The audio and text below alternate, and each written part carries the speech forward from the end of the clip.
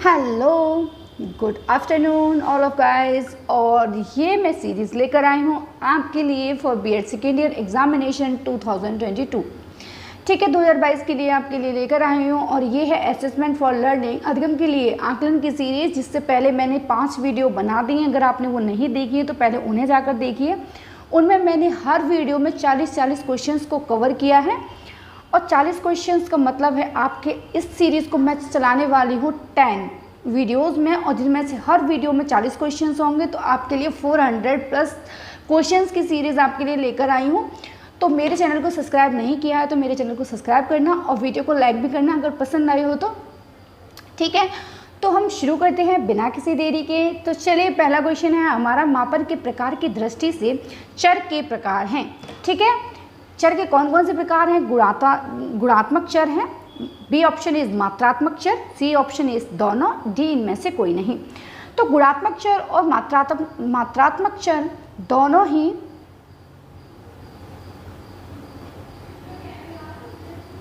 ठीक है, दोनों ही सही हैं। गुणात्मक चर भी हैं और मात्रात्मक चर भी हैं।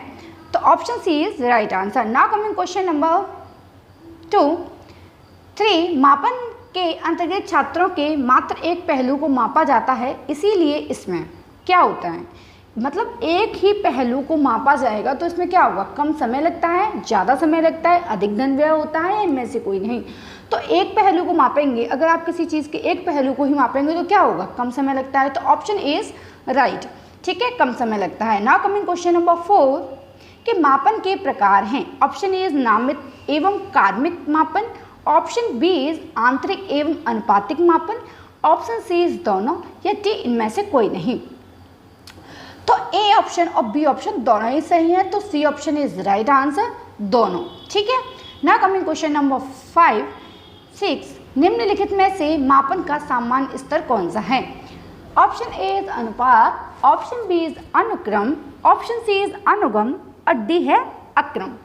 तो आपको पता ही होगा कि मापन स्तर में भाई ये तीनों तो होते ही नहीं है। क्या होता है? अनुपात होता है। तो option A is right. Now coming question number 7, यदि मापन के सारे यंत्र, ठीक है, सारे यंत्र साधन विश्व से समाप्त कर दिए जाएं तो आधुनिक सभ्यता बालू की तरह ढह जाएगी। और यह कथन है ना, बहुत ही इंपॉर्टेंट है। इसके जो आने के चांसेस है ना, मैं कहती हूँ 100% चांसेस हैं, क्योंकि ये कथन है ना बहुत ही एफिशिएंट कथन है। और ये कथन किसका है? तो देखते हैं किसका है। ऑप्शन ए है आपका रॉस का है, बी आपका स्टीवेंसन का है, सी कैम्पबेल का है, या डी नन का। तो option A is right, Ross का है ये। ठीक है, यदि मापन के सारे यंत्र तथा साधन विश्व समाप्त कर दिए जाए तो आधुनिक सभ्यता क्या होगी? बालू की तरह ढह जाएगी ना। तो रॉस का कथन है, ये आप ध्यान रखना। नाउ कमिंग क्वेश्चन नंबर 8 कि मानसिक मापन शब्द का प्रयोग किसने किया? कैटल ने किया, नन ने किया, मिशेल ने किया, गॉल्टन ने किया। तो आपको पता ही होगा कि मानसिक शब्द का प्रयोग है ना, वो किसने किया था? कैटल ने किया था। तो option is right answer. Now coming question number 9। ठीक है, कि किसी गुण या विशेषता को गणितीय इकाई में व्यक्त करना है। मूल्यांकन से होगा, मापन से होगा, आकलन से होगा, इनमें से कोई नहीं।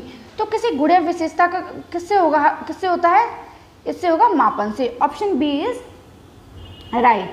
ठीक है, नाउ कमिंग क्वेश्चन नंबर 10, मापन के कार्य हैं। निर्देशन होता है, परामर्श होता है, दोनों होते हैं, इनमें से कोई नहीं। तो मापन में ना निर्देशन भी होता है और परामर्श भी होता है। तो दोनों, option C is right answer. Now coming question number 11 कि मापन पूर्णतः डैश होता है। मापन क्या होता है? वस्तुनिष्ठ होता है, व्यक्तिनिष्ठ होता है, या अनिश्चित होता है, इनमें से कोई नहीं। तो मापन है ना वो अनिश्चित होता है, वो वस्तुनिष्ठ या व्यक्तिनिष्ठ नहीं होता। तो option C is right answer. Now coming question number 12। ठीक है, मापन का उपयोग किया जाता है। मापन का उपयोग किसमें किया जाता है? उद्देश्यों को बनाने में। ऑप्शन बी इज छात्रों के चयन में, ऑप्शन सी इज शैक्षिक की विधि के चयन में, ऑप्शन डी इस छात्र का परिणात्मक मूल्य निर्धारण करने में। तो जो मापन का उपयोग किया जाता है वो किया जाता है छात्र का परिणात्मक मूल्य निर्धारण करने में। Option D is right answer. Now coming question number 13 कि फिंडले ने शिक्षा के क्षेत्र में मापन को कितने अंतर संबंधित भागों में बांटा है? ऑप्शन ए शैक्षिक कार्य, बी प्रशासनिक कार्य, सी इज निर्देशन कार्य, डी इज उपयुक्त सभी। थोड़ी सी डिस्टर्बेंस तो आपको होगी क्योंकि बगल में है ना एक जोन है, जो एरोप्लेन जोन होते हैं ना वो है। तो चलिए हम शुरू करते हैं कि शैक्षिक कार्य, प्रशासनिक कार्य, निर्देशन कार्य, उपयुक्त सभी। तो ऑप्शन डी इज राइट। शिक्षा के क्षेत्र में मापन को तीनों में ही संबंधित होता है। नाउ कमिंग क्वेश्चन नंबर 14 कि निष्कर्ष संदर्भित मापन, निष्कर्ष संदर्भित मापन की अवधारणा सर्वप्रथम किसने दी है? रॉबर्ट ग्लेसन ने दिया है, थॉर्नडाइक ने दिया है, गिलफोर्ड ने दिया है, नन ने दी है। तो option D is right, none ने दी है। ठीक है, निष्कर्ष संदर्भित मापन की अवधारणा। नाउ कमिंग क्वेश्चन नंबर 15 कि भौतिक मापन, ठीक है, भौतिक मापन है जो वो क्या होता है? ए ऑप्शन निश्चित होता है, बी रॉबर्ट ग्लेसन, सी अस्थिर, डी अनिश्चित। तो भौतिक मापन की जो विचारधारा है ना वो दी थी रॉबर्ट ग्लेसन ने। तो ऑप्शन ये तीनों ही गलत हैं, इनका तो पता नहीं ये टॉपिक बनाए कैसे हैं। तो B option is right. Okay, now coming question number 16 कि मापन में स्वमानक शब्द का प्रयोग सर्वप्रथम किसने किया? स्वमानक, ठीक है, रेमंड कैटल ने किया, ब्लूम ने किया, साइमन ने किया, बिनेट ने किया। तो मापन में स्वमानक शब्द का प्रयोग सर्वप्रथम किया था रेमंड कैटल ने। Option A is right. Now coming question number 17 कक्षा उन्नति का प्रमुख साधन है। ठीक है, कक्षा उन्नति मतलब एक जैसे 5th क्लास में अगर कोई स्टूडेंट है वो आया 6 में, 6 वाला आया 7th में। ठीक है, तो ऑप्शन ए इज मासिक परीक्षा द्वारा, बी ऑप्शन इज वार्षिक परीक्षा द्वारा, सी इज त्रैमासिक परीक्षा द्वारा, डी उपयुक्त सभी। तो वार्षिक परीक्षा द्वारा ही कक्षा उन्नति मिलती है। Option B is right. Now coming question number 18 कि मापन का मुख्य गुण है, उसका मुख्य गुण क्या है? वैधानिक विधि का प्रयोग करना। ऑप्शन बी इज मापनीय विधि का प्रयोग करना। ऑप्शन सी इज मापन एवं वैज्ञानिक विधि का प्रयोग करना, या डी केवल अंक देना। तो मापन एवं वैज्ञानिक विधि दोनों का ही प्रयोग किया जाता है, तो ऑप्शन सी इज करेक्ट। अब नाउ कमिंग क्वेश्चन नंबर 19 कि मापन होता है, क्या होता है? केवल मात्रात्मक होता है, गुणात्मक होता है, दोनों ही होते हैं, इनमें से कोई नहीं। तो ऑप्शन सी इज राइट। मापन पहले ही बताया था कि मात्रात्मक और गुणात्मक दोनों होते हैं। Now coming question number 20 intensive मापन किसने दिया था? इंटेंसिव मापन है ना वो किसने दिया था? रेमंड कैटल ने दिया था, रेमंड बुवर्ट ने दिया था, कैटल जेम्स ने दिया था, या दिया था थॉर्नडाइक ने। तो जो दिया था आपको रेमंड कैटल ने दिया था इंटेंसिव मापन। ठीक है, ये याद कर लेना। नाउ कमिंग क्वेश्चन नंबर 21 शैक्षिक मापन के कितने प्रकार हैं? Option A is 2, option B is 3, option C is 4, D 5। तो जो शैक्षिक मापन होता है उसके प्रकार होते हैं 3, option B is right answer. Now coming question number 22 इनमें से शैक्षिक मापन का कार्य है निदान करना, सलाह देना, तुलना करना, सभी सही हैं। तो शैक्षिक मापन का है निदान भी करते हैं, सलाह भी देते हैं और कंपैरिजन भी करते हैं, तो तीनों ही सही है। Option D is right answer. Now coming question number 23 कि शैक्षिक मापन के चर हैं, मात्रात्मक है, केवल गुणात्मक है, या मात्रात्मक और गुणात्मक दोनों ही हैं, इनमें से कोई नहीं। तो ऑप्शन सी इज राइट। मात्रात्मक एवं गुणात्मक चर दोनों ही होते हैं शैक्षिक मापन के चर। नाउ कमिंग क्वेश्चन नंबर 24 कि वस्तुओं के लिए संख्या देने का नियम, वस्तुओं के लिए संख्या देने का नियम को मापन कहते हैं। यह कथन किसका है? थॉर्नडाइक का है, एस स्टीवेंसन का है, जेसी नन्ने का है, या ब्रैडफील्ड का है? तो ऑप्शन सी इज राइट। जेसी नन्ने का है, नन्ने का है वस्तुओं के लिए संख्या देने का नियम को मापन कहते हैं। Option C is right answer. Now coming question number 25 कि इनमें से शैक्षिक प्रक्रिया का लघु रूप है, सबसे छोटा रूप कौन सा है? मापन है, मूल्यांकन है, दोनों से ही, इनमें से कोई नहीं है। तो सबसे छोटा रूप होता है मापन, मूल्यांकन काफ़ी विस्तृत और व्यापक होता है। ठीक है, नाउ कमिंग क्वेश्चन नंबर 26 कि मापन है पाठ्यवस्तु केंद्रित होता है, परिणाम केंद्रित होता है, दोनों सही है, इनमें से कोई नहीं। तो पाठ्यवस्तु केंद्रित होता है मापन। Now coming question number 27 okay. मापन को किसी व्यक्ति या वस्तु में निहित किसी विशेषता की मात्रा का आंकिक वर्णन प्राप्त करने की प्रक्रिया के रूप में परिभाषित किया गया है। कथन है, किसका है? कथन गुड्स का है, कोठारी आयोग का है, जीसी हेल्मस्टेडेटर का है, या थॉर्नडाइक का है? तो option C is right. G C Helmstadter का है ये। ठीक है, अब आते हैं 28 क्वेश्चन नंबर पर कि मापन प्रक्रिया में मूलतः तत्व होते हैं। कौन कौन से तत्व होते हैं? विषयी तत्व होते हैं, प्रतीक तत्व होते हैं, नियम या मान्यता या उपयुक्त शब्द। तो ऑप्शन डी इज राइट, तीनों ही विषयों को तीनों ही तत्व होते हैं मापन प्रक्रिया में। नाउ कमिंग क्वेश्चन नंबर 29, मापन के स्तर किसने बताए हैं? एस स्टीवेंसन ने, B option is Robert Gleason ने, सी थॉर्नडाइक ने और डी इज वुडवर्थ ने। तो जो ऑप्शन ए है राइट है, S Stevenson. 29। Now coming question number 30, last है बट नॉट लीस्ट। अभी लास्ट तो नहीं है, अभी 40 क्वेश्चन होंगे। मापन के कितने स्तर होते हैं? 2, 3, 4, 5। आप बताइए कितने स्तर होंगे और कमेंट बॉक्स में बताना, ठीक है? कमेंट बॉक्स में लिखना कि मापन के कितने स्तर होते हैं।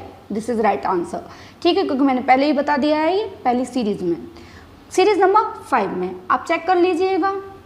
ओके,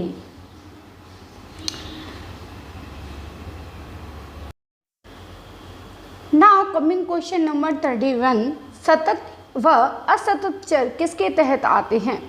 ऑप्शन ए इज गुणात्मक चर के, ऑप्शन बी इज मात्रात्मक चर के, ऑप्शन सी इज दोनों, ऑप्शन डी इनमें से कोई नहीं। तो गुणात्मक और मात्रात्मक दोनों में होते हैं, तो option C is right answer. Now coming question number 32 कि इनमें से किस में गणितीय संक्रियाएं देखने को नहीं मिलती हैं? अब इसमें से किस में नहीं मिलती है? नामित क्रमिक में नहीं मिलती हैं, बी क्रमिक में नहीं मिलती हैं, दोनों में नहीं मिलती है, आंतरिक या अनुपातिक में। तो नामित एवं क्रमिक जो होता है उसमें गणितीय संक्रियाएं नहीं देखने को मिलती हैं, तो option C is right answer. Now coming question number 33 कि वह शैक्षिक मापन जिससे सभी गणितीय संक्रियाएं की जाती हैं, नामित से की जाती हैं, क्रमिक से की जाती हैं, आंतरिक से की जाती हैं, अनुपातिक से की जाती हैं। तो गणितीय संक्रियाएं इन दोनों से तो नहीं की जाती हैं, पहले ही हमने देख लिया, तो डी ऑप्शन इज राइट, आनुपातिक से की जाती हैं।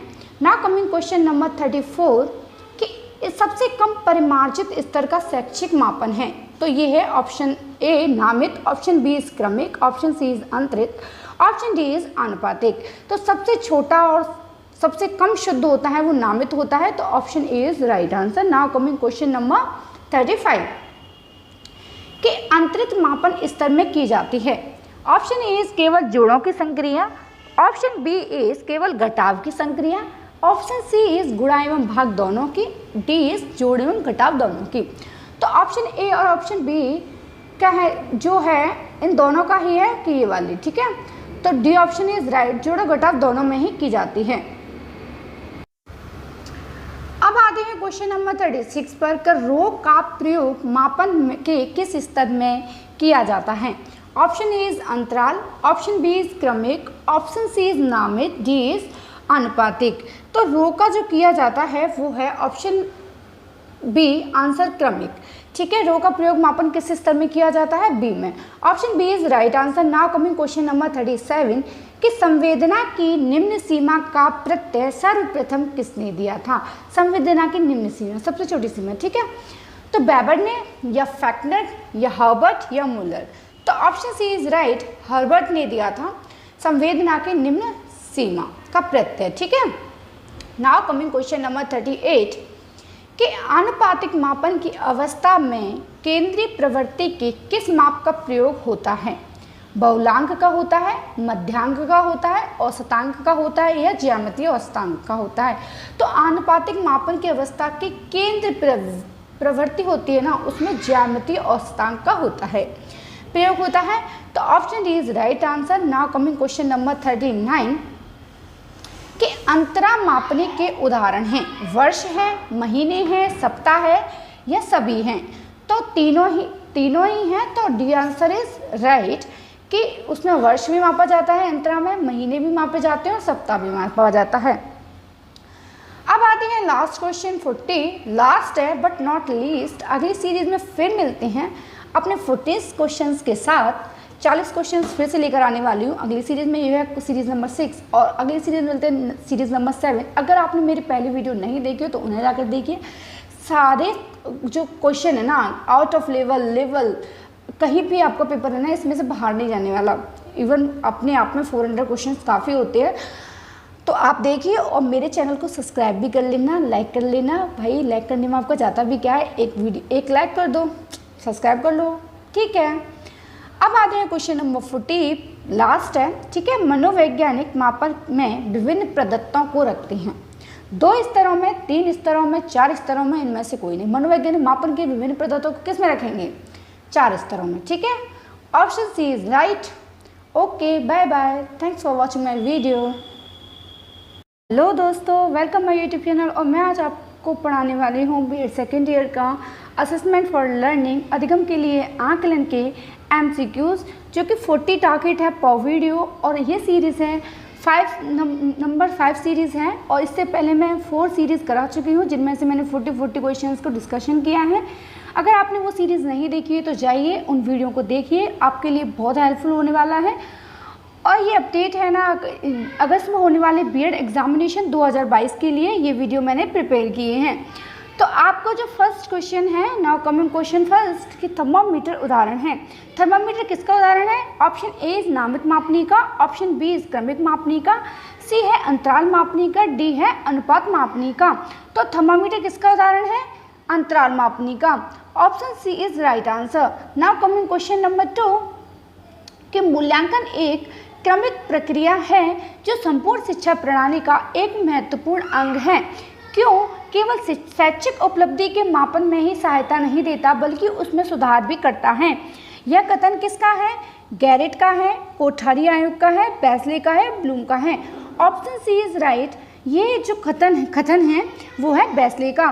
नाउ कमिंग क्वेश्चन नंबर 3, कि E.V. बेस्ले के अनुसार मूल्यांकन एक कैसी प्रक्रिया है? ऑप्शन ए इज सतत प्रक्रिया है, बी इज महत्वपूर्ण है, सी इज व्यापक है, या डी है प्राचीन। तो E.V. बेस्ले के अकॉर्डिंग मूल्यांकन एक व्यापक प्रक्रिया है।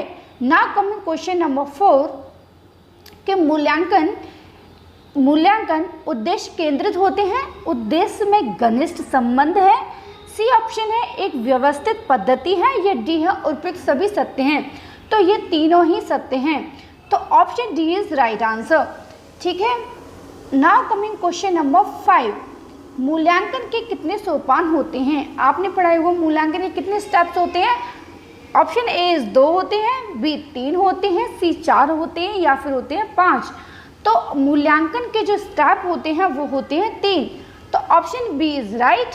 नाउ कमिंग क्वेश्चन नंबर 6, कि मूल्यांकन एक निरंतर चलने वाली प्रक्रिया है। यह कथन है किसका है? कोठारी आयोग का है, बी UGC का है, सी NCERT का है, या डी है मुतालियर आयोग। तो NCERT का है मूल्यांकन एक निरंतर चलने वाली प्रक्रिया है। नाउ कमिंग क्वेश्चन नंबर 7, निम्नलिखित में से कौन मूल्यांकन का आवश्यक अंग नहीं है, ठीक है। शैक्षिक उद्देश्य है, बी छात्रों की योग्यता का वांछित स्तर, सी है ऑप्शन आपका सीखने के अनुभव, और डी है व्यवहारिक परिवर्तन। आप ही बताइए कि शैक्षिक उद्देश्य हैं मूल्यांकन के, हैं, सीखने का अनुभव भी है, व्यवहारिक परिवर्तन भी है, पर जो है नहीं वो क्या है? छात्रों की योग्यताओं का वांछित स्तर। तो option B is right answer. Now coming question number 8, निम्नलिखित में से कौन सा मूल्यांकन का प्रकार नहीं है? ऑप्शन ए इज मानक, बी इज निर्माणात्मक, सी योगात्मक, या सी CE। आप बताइए कि मूल्यांकन का कौन सा प्रकार नहीं है?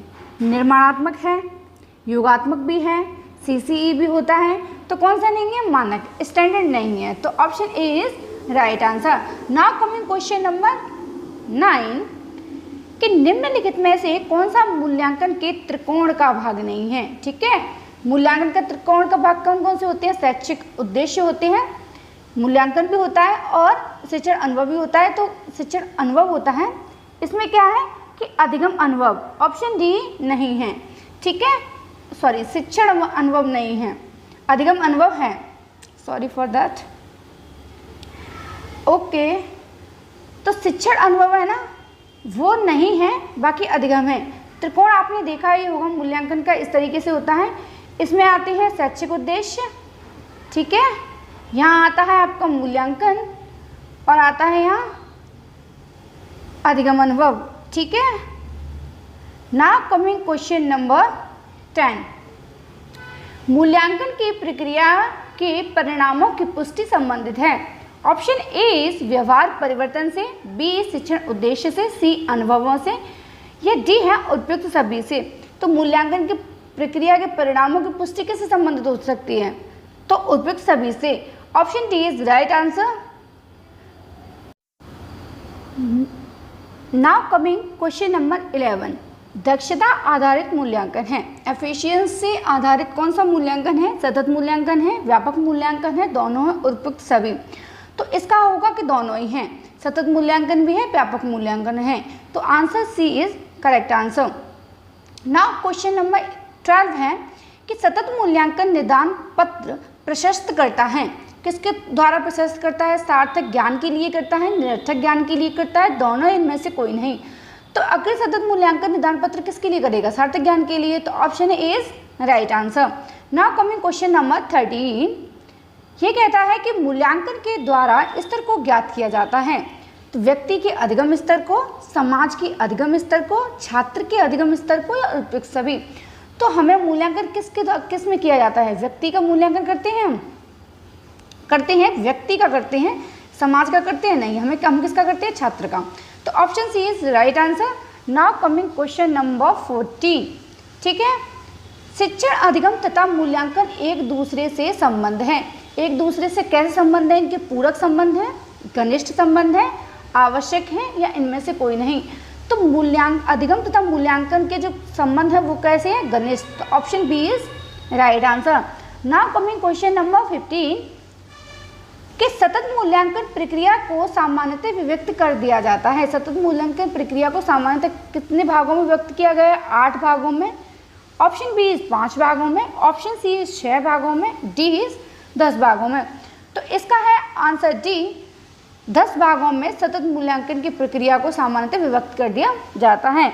नाउ कमिंग क्वेश्चन नंबर 16 कि मूल्यांकन की प्रक्रिया को त्रिकोणात्मक रूपक किसने दिया? अभी जो हमने क्वेश्चन किया था, आई थिंक 9 या 8 क्वेश्चन था कि त्रिकोण, ठीक है, वो किसने दिया है? जॉन डेवी ने दिया है, जॉन बीएस ब्लूम ने दिया है, किर्कपैट्रिक ने दिया है, या फिर दिया है रूसो ने।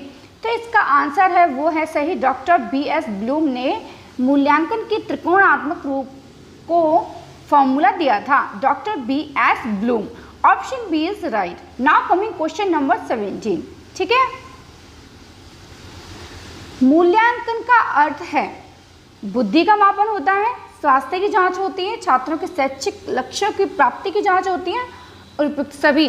तो बुद्धि का मापन मूल्यांकन में नहीं होता है, स्वास्थ्य की जांच भी नहीं होती है, छात्रों के शैक्षिक लक्ष्यों की प्राप्ति की जांच तो होती है।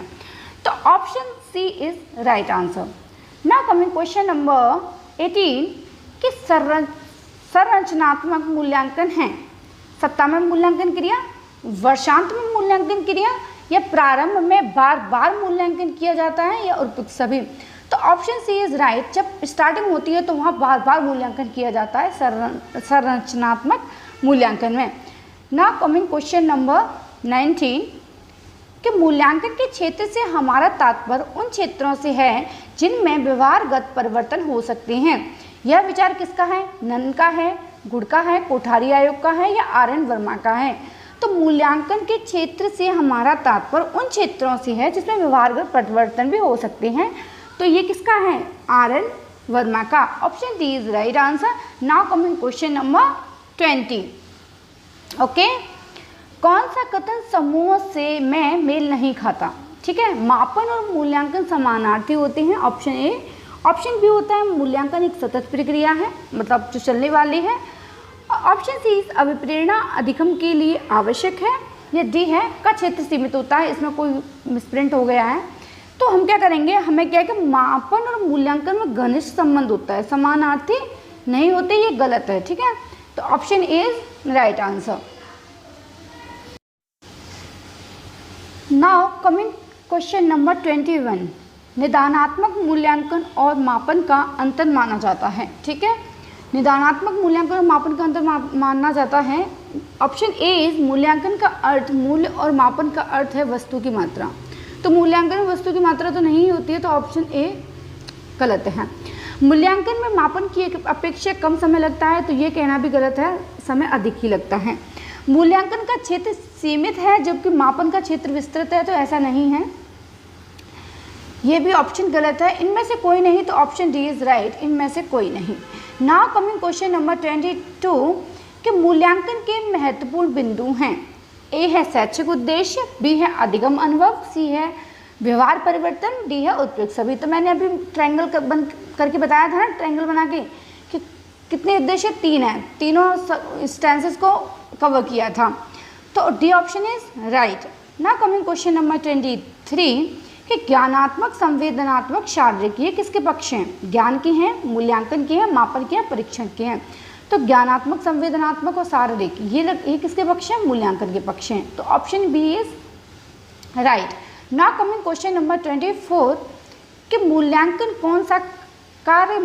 में कौन सा कार्य किया जाता है? तो ऑप्शन ए इज शिक्षक छात्र के व्यक्तित्व के विभिन्न आयामों का पता लगाते हैं, बी छात्रों के व्यवहार का मूल्य का पता लगाया जाता है, सी इज कि छात्र की बुद्धि को आंका जाता है, डी इज इनमें से कोई नहीं। तो ये दोनों तो गलत है, छात्र के व्यवहार के मूल्य का तो मूल्य का भी नहीं है, तो option A is right answer. Now coming question number 25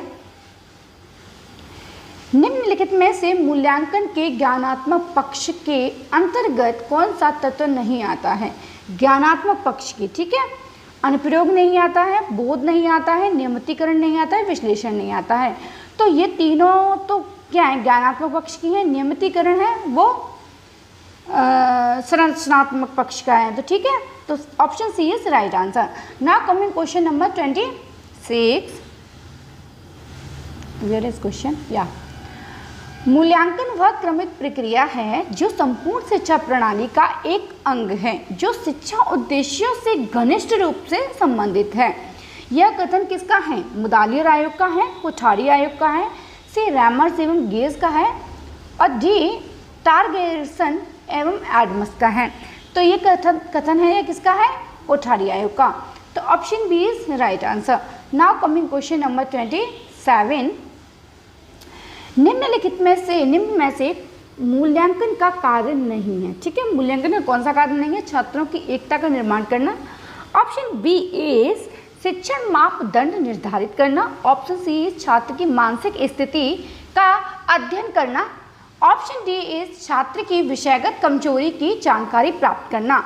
तो ऑप्शन ए इज राइट, क्योंकि छात्र की एकता का निर्माण करना, ऑप्शन ए इज राइट, ठीक है। नाउ कमिंग क्वेश्चन नंबर 28 मूल्यांकन का उद्देश्य है, ऑप्शन ए इज फैसला, बी इज अनुमान, सी निर्णय, डी कथन। तो इनमें से कौन सा सही है? मूल्यांकन का उद्देश्य, ठीक है, क्या है? फैसला होता है या अनुमान होता है, निर्णय होता है या कथन होता है? तो ऑप्शन सी इज राइट, निर्णय ही मूल्यांकन का अंतिम जो है निर्णय होता है। नाउ कमिंग क्वेश्चन नंबर 29 बच्चों का मूल्यांकन होना चाहिए, ठीक है, बच्चों का मूल्यांकन किस तरीके से होना चाहिए? बोर्ड परीक्षा द्वारा, बी सतत एवं व्यापक मूल्यांकन द्वारा, सी गृह परीक्षा द्वारा, या डी है लिखित एवं मौखिक परीक्षा द्वारा। तो आप ही बताइए कि किससे होगा? सतत एवं व्यापक मूल्यांकन द्वारा। ऑप्शन बी इज राइट, ठीक है। नाउ कमिंग क्वेश्चन नंबर 30 सतत एवं व्यापक मूल्यांकन में व्यापक मूल्यांकन शब्दावली का तात्पर्य है। इसमें व्यापक मूल्यांकन की शब्दावली का क्या तात्पर्य है?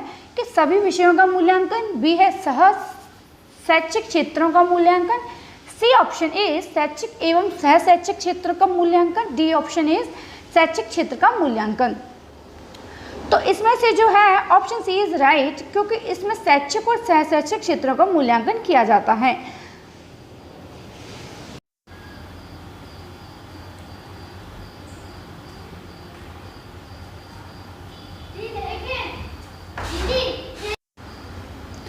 नाउ कमिंग क्वेश्चन नंबर 31 सतत एवं व्यापक मूल्यांकन की योजना में व्यापक शब्द के अलावा निम्नलिखित में से के द्वारा समर्पित किया जाता है। ऑप्शन ए बहुविधि सिद्धांत, बी सूचना प्रकरण मण सिद्धांत, ऑप्शन सी जेपी गिलफोर्ड का बुद्धि संरचना का सिद्धांत, या डी है एल थर्सरन का प्राथमिक मानसिक योग्यता का सिद्धांत। तो ऑप्शन बी इज राइट, सूचना प्रक्रमण का सिद्धांत है। सतत एवं मूल्यांकन में जो व्यापक शब्द है ना, उसके अलावा समर्पित किया गया है सूचना प्रक्रमण सिद्धांत को। नाउ कमिंग क्वेश्चन नंबर 32, ठीक है, कि सतत और व्यापक मूल्यांकन डैश पर बल देता है। किस चीज़ पर बल देता है?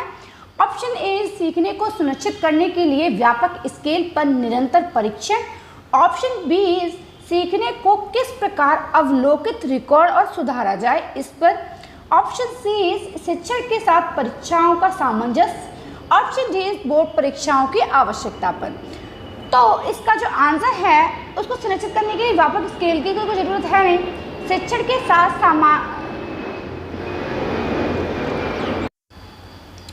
ओके, थोड़ा सा डिस्टरबेंस हो गया था तो कोई नहीं, चलो स्टार्ट करते हैं फिर से कि ऑप्शन बी सीखने को किस प्रकार अवलोकित, रिकॉर्ड और सुधारा जाए, इस पर।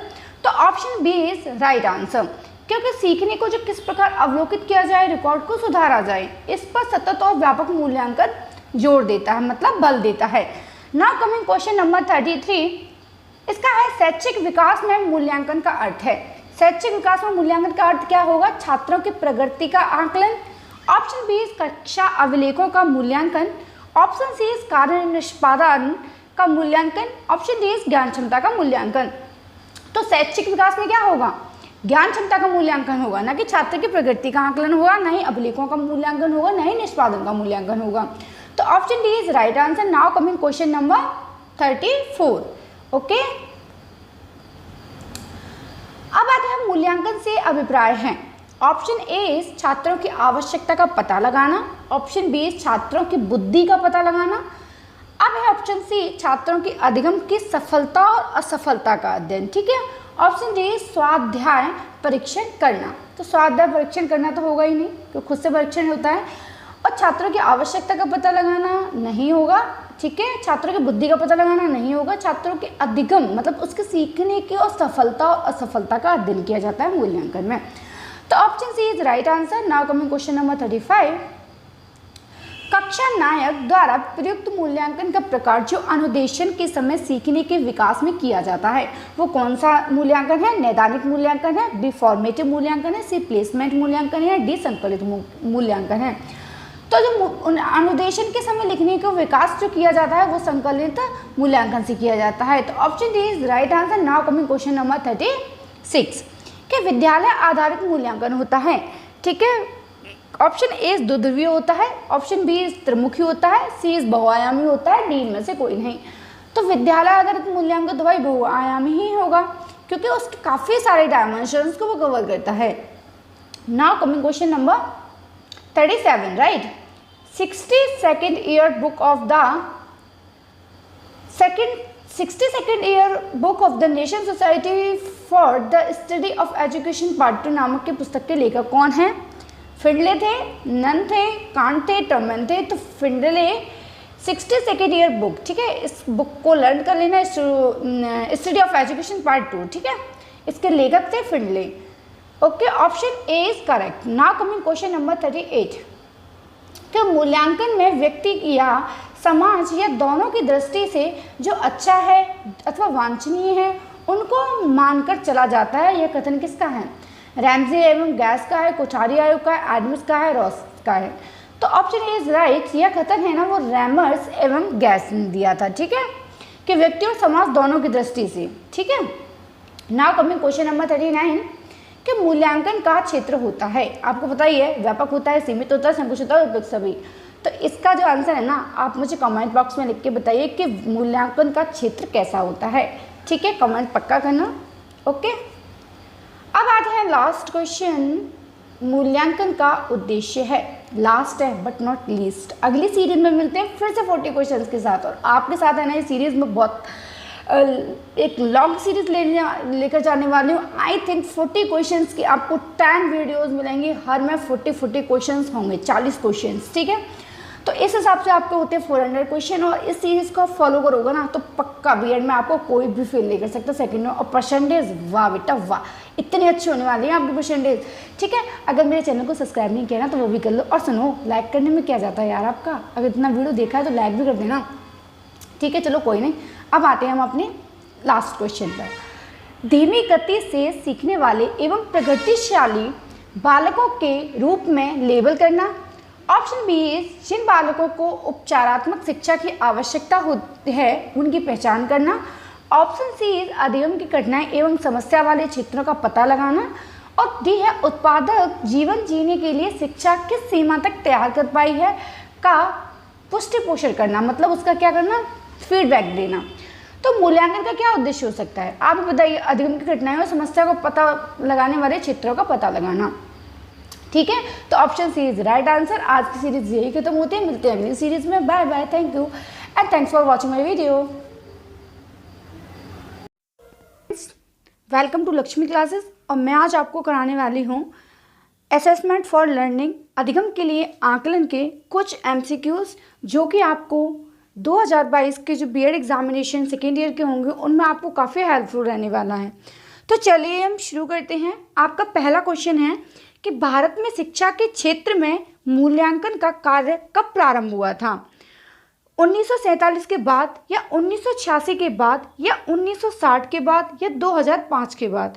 तो शिक्षा क्षेत्र में मूल्यांकन कब शुरू हुआ था, ये हुआ था 1960 के बाद। ठीक है, option C is right answer. अब आता है कि यह कथन किसका है, मूल्यांकन करना किसी वस्तु या प्रक्रिया के महत्व को निर्धारित करता है। यह कथन किसका है, यह एडम्स का या डांडेकर का या बेसल या फिर डी हन्ना।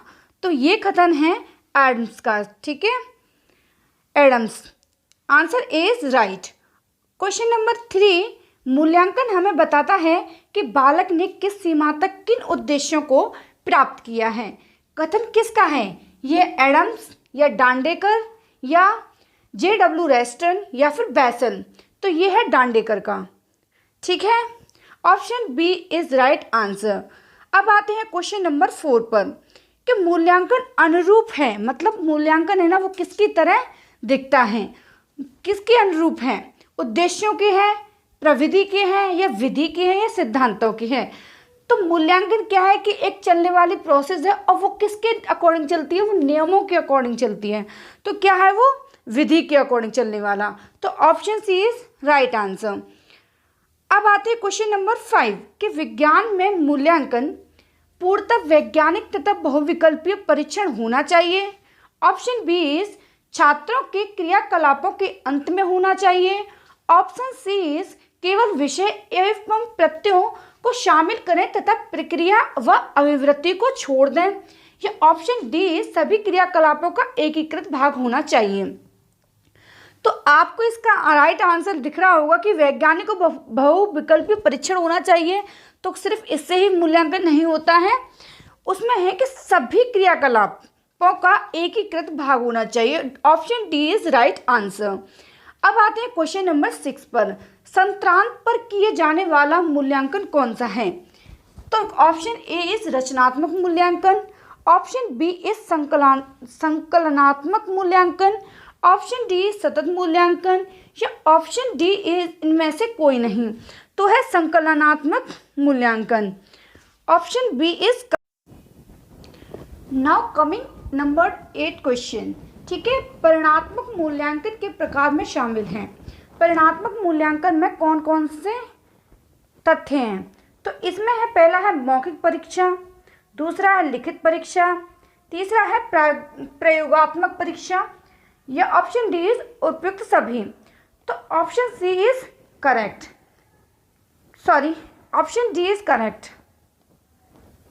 तीनों ही प्रकार की परीक्षाएं इसमें शामिल होती हैं। Option D is right. अब आते हैं क्वेश्चन नंबर 9 पर। परिणात्मक मूल्यांकन में मापते हैं आंकिक चीज़ों को, गुणों को, दोनों को या इनमें से कोई नहीं।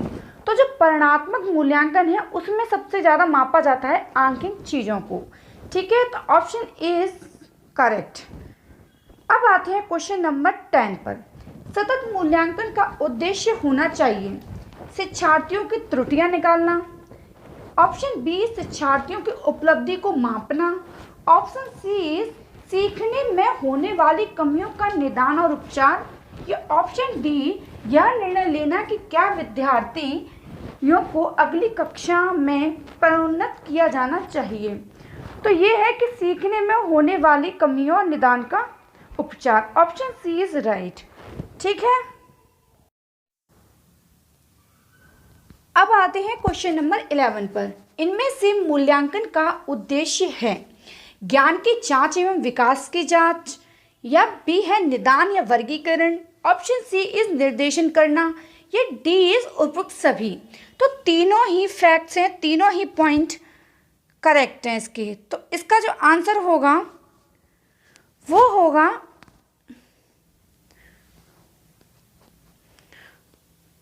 उपयुक्त सभी। ठीक है, आंसर डी इज करेक्ट। अब आते हैं क्वेश्चन नंबर 12 पर। सतत एवं व्यापक मूल्यांकन का प्रमुख उद्देश्य है। ऑप्शन ए परिणात्मक, ऑप्शन बी निदानात्मक, ऑप्शन सी गुणात्मक, ऑप्शन डी उपयुक्त सभी। तो जो सतत एवं व्यापक मूल्यांकन का प्रमुख उद्देश्य है वो तीनों को ही कवर करता है, तो इसका ऑप्शन डी इज राइट। अब आते हैं क्वेश्चन नंबर 13 पर कि मूल्यांकन के प्रकार हैं लिखित, मौखिक, साक्षात्कार, उपयुक्त सभी। तो तीनों ही मूल्यांकन के प्रकार हैं। अब आते हैं क्वेश्चन नंबर 14 पर। साक्षात्कार, निरीक्षण, प्रश्नावली किसके प्रकार हैं? परिणात्मक मूल्यांकन के, ऑप्शन बी इज गुणात्मक मूल्यांकन के, ऑप्शन सी इज दोनों, या इनमें से कोई नहीं। तो जो साक्षात्कार है, इंटरव्यू, निरीक्षण, प्रश्नावली, तीनों ही गुणात्मक मूल्यांकन के प्रकार हैं। तो ऑप्शन बी इज करेक्ट। अब आते हैं क्वेश्चन नंबर 15 पर।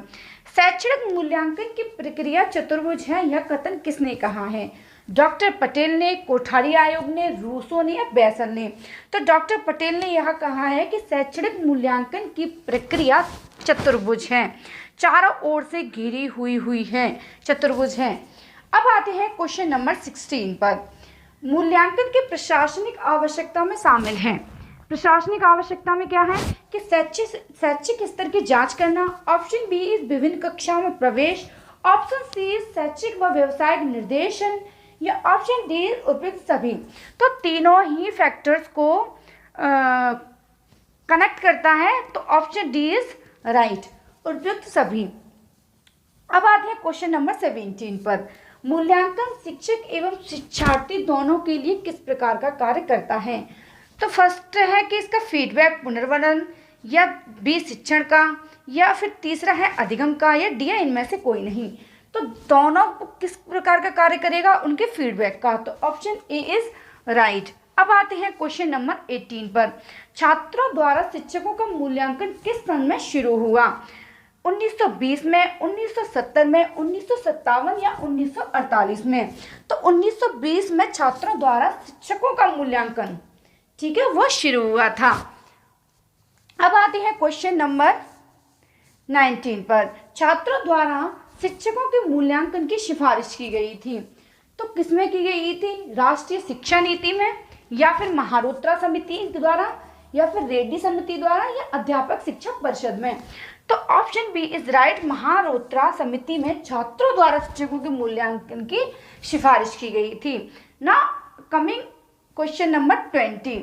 अब आते हैं 20 पर। 20 में है मूल्यांकन प्रक्रिया के सोपान हैं, मतलब जो मूल्यांकन प्रक्रिया है ना उसके स्टेप्स क्या हैं? शिक्षण उद्देश्यों का निर्धारण एवं परिभाषीकरण, ऑप्शन बी इज अधिगम की योजना बनाना, ऑप्शन सी इज व्यवहार परिवर्तन के आधार पर मूल्यांकन करना, या डी उपयुक्त सभी। तो तीनों ही पॉइंटों को कवर करता है जो मूल्यांकन प्रक्रिया के सोपान हैं। तो option D is right. Now coming question number 21। आकलन के उपकरण हैं। ऑप्शन ए इज साक्षात्कार, ऑप्शन बी इज अनुसूची, ऑप्शन सी इज प्रश्नावली, या ऑप्शन डी इज उपयुक्त सभी। तो इसके जो आपको पता है कि आकलन के उपकरण क्या हैं, तो तीनों ही आकलन के उपकरण हैं, तो option D is right answer. Now coming question number 22। अवलोकन के प्रकार हैं। स्वयं अवलोकन एवं ब्रह्मावलोकन, नियोजित तथा अनियोजित अवलोकन, या प्रत्यक्ष तथा अप्रत्यक्ष अवलोकन, या उपयुक्त सभी। तो आंसर डी इज राइट। तीनों जो ऑप्शन दिए हुए तीनों ही सही हैं। अब आते हैं क्वेश्चन नंबर 23। ज्ञानात्मक व्यवहार में के मापन के लिए उपयोग करते हैं। पहला है साक्षात्कार, बी परीक्षण, सी अवलोकन तकनीक, या डी उपयुक्त सभी। तो तीनों का ही ज्ञानात्मक व्यवहार के मापन के लिए उपयोग किया जाता है। तो ऑप्शन डी इज राइट। अब आते हैं क्वेश्चन नंबर 24। संचयी अभिलेख की आवश्यकता होती है कार्यालयों में, विद्यालयों में, दोनों, इनमें से कोई नहीं। तो इन दोनों में ही, विद्यालयों में, कार्यालयों में संचयी अभिलेख की आवश्यकता होती है, जो कि डॉक्यूमेंट्री होती है, उन्हें संभाल के रखा जाता है। तो option C is right. Question number 25। उपकरण की व्यवहारिक विशेषता है उपयोगिता, मितव्ययिता, सौदेश्यपूर्णता या उपयुक्त सभी। तो तीनों ही उपकरण की व्यवहारिक विशेषताएं हैं। Option D is right. मनोवैज्ञानिक उपकरण निरीक्षण करता है, क्या करता है मनोवैज्ञानिक उपकरण? मानव व्यवहार का या स्वभाव का या चाल चलन का, इनमें से कोई नहीं। तो मानव व्यवहार में ही उसका स्वभाव और चलन आ जाता है। तो ऑप्शन ए इज राइट। अब आते हैं क्वेश्चन नंबर 27 पर। विकासात्मक प्रश्न पूछे जाते हैं, वह विकल्प परीक्षा में, प्रस्तुतिकरण में, दोनों में, इनमें से कोई नहीं। जो विकासात्मक प्रश्न है ना, वो अब तुम्हारी जो नॉलेज है उसका इम्प्लीमेंट चाहते हैं। तो उसमें क्या होगा कि आप प्रस्तुतिकरण नहीं देंगे तब तक कैसे विकासात्मक प्रश्न हो सकता है। तो ऑप्शन बी इज राइट। अब आते हैं क्वेश्चन नंबर 28। निरीक्षण द्वारा विचार पूर्वक किया गया अध्ययन है, किसका कथन है? तो ये कथन है सीवी गुड का, युंग का, थॉर्नडाइक का, बेंसले का। तो सीवी गुड का ये कथन है कि निरीक्षक द्वारा विचार पूर्वक किया गया अध्ययन है। ना कमिंग क्वेश्चन नंबर 29। आलोचनात्मक चिंतन का अर्थ है सकारात्मक, नकारात्मक, दोनों चिंतन है, इनमें से कोई नहीं। तो दोनों ही चिंतन होते हैं आलोचनात्मक चिंतन में। Option C is correct. Now coming question number 30। मूल्यांकन को उपकरण व प्रविधियों के उद्देश्यों के अनुरूप विभाजित किया जाता है 4 भागों में, 6 भागों में, 8 भागों या 2 भागों में। तो ऑप्शन ए इज राइट, 4 भागों में। Now coming question number 31। प्राथमिक कक्षाओं में किस मूल्यांकन प्रविधि का प्रयोग किया जाता है? जो प्राइमरी लेवल के जो एजुकेशन होती है उनमें किस मूल्यांकन प्रविधि का प्रयोग किया जाता है? पहला है जांच सूची, दूसरा है निरीक्षण, तीसरा है संचयी आलेख या चौथा है रेटिंग स्केल। तो सबसे पहले क्या किया जाता है? निरीक्षण किया जाता है। Option B is right. अब आते हैं क्वेश्चन नंबर 32। प्रश्नावली सूचित संबंधित है, प्रश्नावली सूचित संबंधित है। ऑप्शन ए परिप्रेक्ष्य आकार से, बी मनोवैज्ञानिक परीक्षण से, सी साक्षात्कार से या डी इनमें से कोई नहीं। तो परिप्रेक्ष्य आकार से प्रश्नावली सूचित है, इसमें क्वेश्चन पूछने की अनुमति होती है। अब आती है क्वेश्चन नंबर 33। प्रश्नावली होती है 2 प्रकार की, 3 प्रकार की, 4 प्रकार की, 5 प्रकार की। तो 4 प्रकार की प्रश्नावली होती है। Option C is right. अब आते हैं क्वेश्चन नंबर 34। सूचनादाता किस प्रकार की प्रश्नावली में हाँ या नहीं में उत्तर देता है? तो चित्रित में देता है, प्रतिबंधित में देता है, अप्रतिबंधित में देता है, मिश्रित में देता है। तो प्रतिबंधित में हाँ या ना देता है, अप्रतिबंधित तो वो अपने रिव्यू पूरे एक लेख की सहायता से करेगा, और चित्रित में क्या है वो हाँ या ना में जवाब नहीं देता, उसके लिए कोई स्टोरी क्रिएट की जाती है। मिश्रित में तो कोई वो है ही नहीं। तो बी ऑप्शन इज राइट। अब आते हैं क्वेश्चन नंबर 35। साक्षात्कार इंटरव्यू है ना, वो संबंधित है प्रश्नावली से है, अनुसूचित से है, चिन्हांकन से है या प्राप्तांक पत्र से है? तो चिन्हांकन से है। Option C is right. Now coming question number 36। निर्धारण मापती है 1 ध्रुवी, 2 ध्रुवी, त्रिध्रुवी या फिर इनमें से कोई नहीं। तो जो निर्धारण मापनी है उसके 2 डायमेंशन होते हैं, ये है 2 ध्रुवी। Option B is right. अब आते हैं क्वेश्चन नंबर 37। गुणों के मापन के लिए प्रयोग करते हैं अनुसूची का, निर्धारण सूची का, प्रश्नावली का या प्राप्तांक पत्र का? तो निर्धारण सूची, B option is right. Question number 38 है कि अशाब्दिक निर्धारण मापनी है। अशाब्दिक निर्धारण मापनी है निर्धारण मापनी, स्थिति मापनी, आंतरिक संगति मापनी, आत्म निर्धारण विधि। तो स्थिति मापनी है अशाब्दिक निर्धारण मापनी। क्वेश्चन नंबर 39 है निर्धारण मापनी का महत्वपूर्ण भाग है। ऑप्शन ए निर्णायक, बी है विषयी, सी है सातत्व या डी है उपयुक्त सभी। तो निर्णायक जो ऑप्शन बी इज राइट, विषयी होता है। निर्णायक तो नहीं होगा क्योंकि इसमें एक ही पक्ष में निर्णय नहीं लिया जाता, विषयी होती है निर्धारण मापनी। उसमें अलग अलग स्टेप्स में परीक्षण को पूरा किया जाता है। अगर आपको मेरी आपको वीडियो पसंद आई हो तो मेरी वीडियो को लाइक करें, चैनल को सब्सक्राइब करें और शेयर करना बिल्कुल भी ना भूलें। आपके जो भी क्वेरीज हैं आप कमेंट बॉक्स में लिखें। अगर आप ऐसी वीडियो और चाहते हो तो प्लीज़ मुझे कमेंट बॉक्स में लिख कर कहें कि हमें और चाहिए, तो मैं इस पर वीडियो बनाऊंगी। Thank you.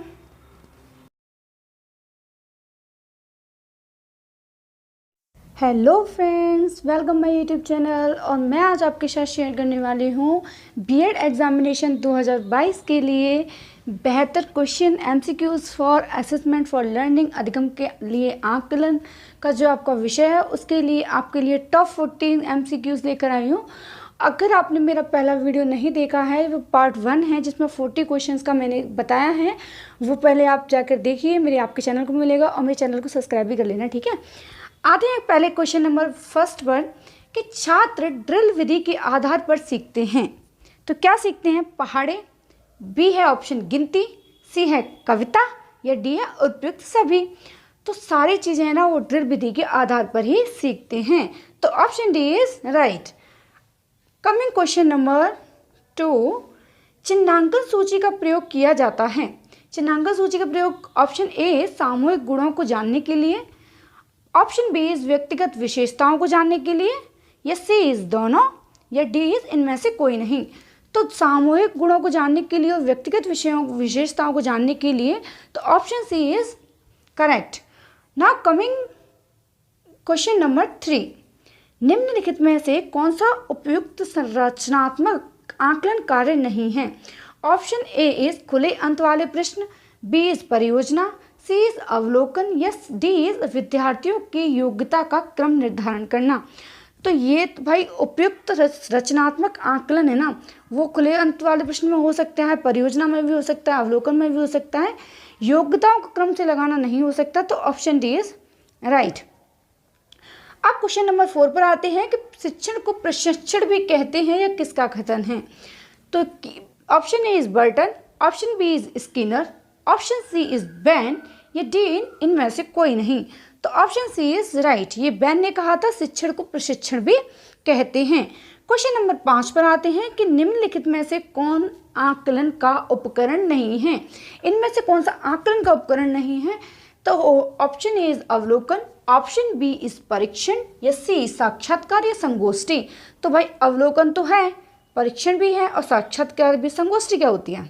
संगोष्ठी होती थी जो इतिहास था ना, हमारी हिस्ट्री थी ना, उसमें पुराने ज़माने में जैन धर्म बौद्ध धर्म थे ना, वो अपनी संगोष्ठी क्या करते हैं, मतलब जो एक सभा की तरह होती है संगोष्ठी।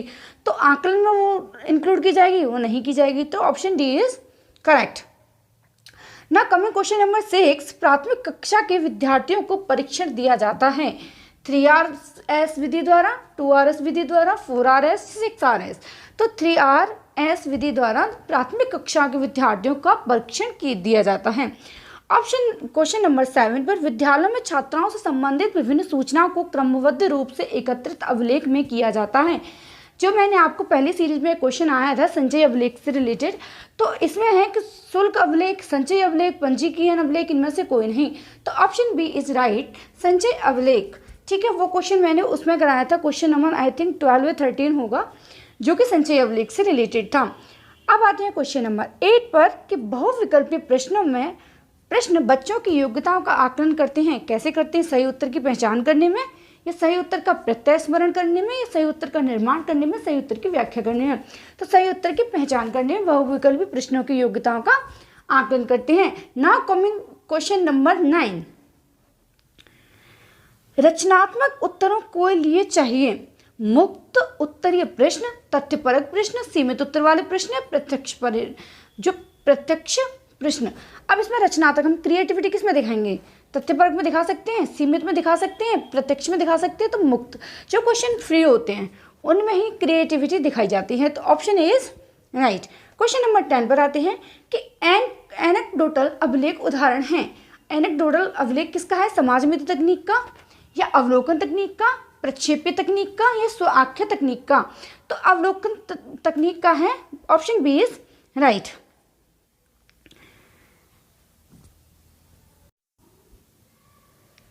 नाउ कमिंग क्वेश्चन नंबर 11, साक्षात्कार किस उपकरण का उदाहरण है? इंटरव्यू किसका है? स्वाख्यान तकनीक का, अवलोकन तकनीक का, समाजमितीय तकनीक का, या प्रक्षेप्य तकनीक का। तो इसमें क्या है कि स्वाख्यान खुद के बारे में बताना या जानना। तो option A is right. Question number 12 है आपका कि रोरशाक का जो मसी लक्ष्य परीक्षण उदाहरण है उसमें से किसका है कि अवलोकन तकनीक है, बी है प्रक्षेपी तकनीक, सी है परीक्षण तकनीक या डी है स्वाख्य तकनीक। Option A, option B, option C और ऑप्शन डी। तो ऑप्शन बी इज राइट। प्रक्षेपी तकनीक रोरशाक का जो धब्बा वाला जो परीक्षण था ना वो किसका है, प्रक्षेपी तकनीक का। क्वेश्चन नंबर 13 पर आते हैं, ये क्लियर नहीं है। नाउ कमिंग क्वेश्चन नंबर 14, बाल अंतर्बोध परीक्षण उदाहरण है। ऑप्शन ए इज सहचार तकनीक का, ऑप्शन बी इज पूर्ति तकनीक का, ऑप्शन सी इज रचना तकनीक का या डी है क्रम तकनीक का। तो रचना तकनीक answer is C is correct. अब आते हैं क्वेश्चन नंबर 15 पर, अपूर्ण वाक्य परीक्षण किसकी देन है।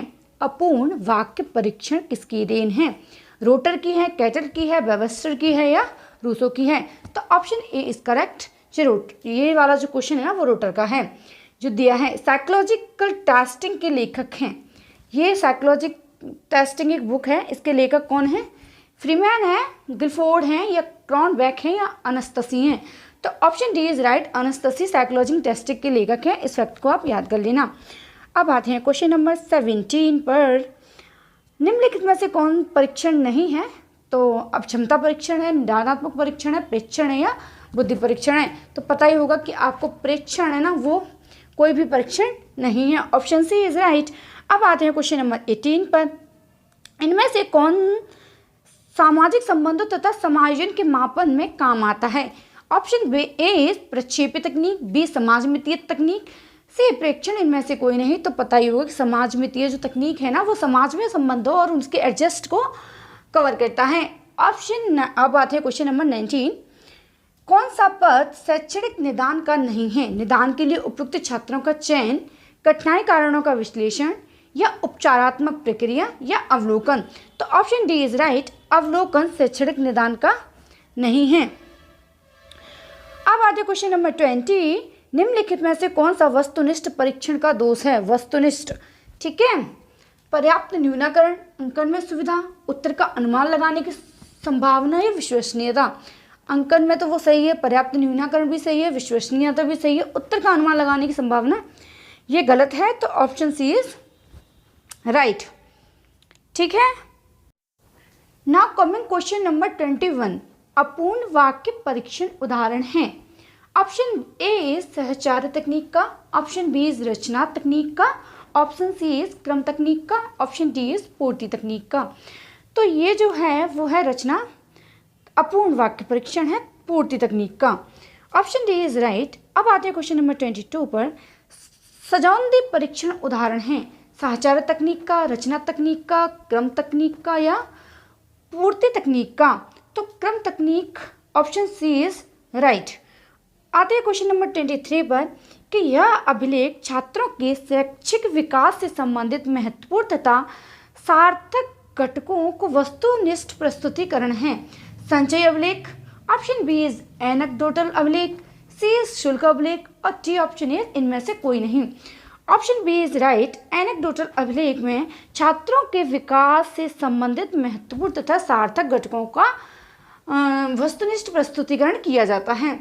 अब आते हैं क्वेश्चन नंबर 24 पर कि मौखिक परीक्षा का उपयोग सर्वप्रथम किसने किया था। मौखिक परीक्षा का उपयोग सर्वप्रथम किसने किया था, कैटल ने, ग्लेडाइट्स ने या वेबस्टर ने या रॉस ने। तो ऑप्शन बी इज राइट, ग्लेडाइट्स ने मौखिक परीक्षा का सर्वप्रथम उपयोग किया था। अब आते हैं क्वेश्चन नंबर 25 पर, कुछ संबंधित परीक्षण तथा उप परीक्षणों में एक निर्देशित समूह को क्या कहते हैं। क्रम तकनीक, अवलोकन, प्रेक्षण या परीक्षण बैटरी। तो जो कहा जाता है कुछ संबंधित परीक्षण तथा उप परीक्षणों के एक निर्देशित समूह को क्या कहा जाता है, प्रेक्षण। परीक्षण बैटरी,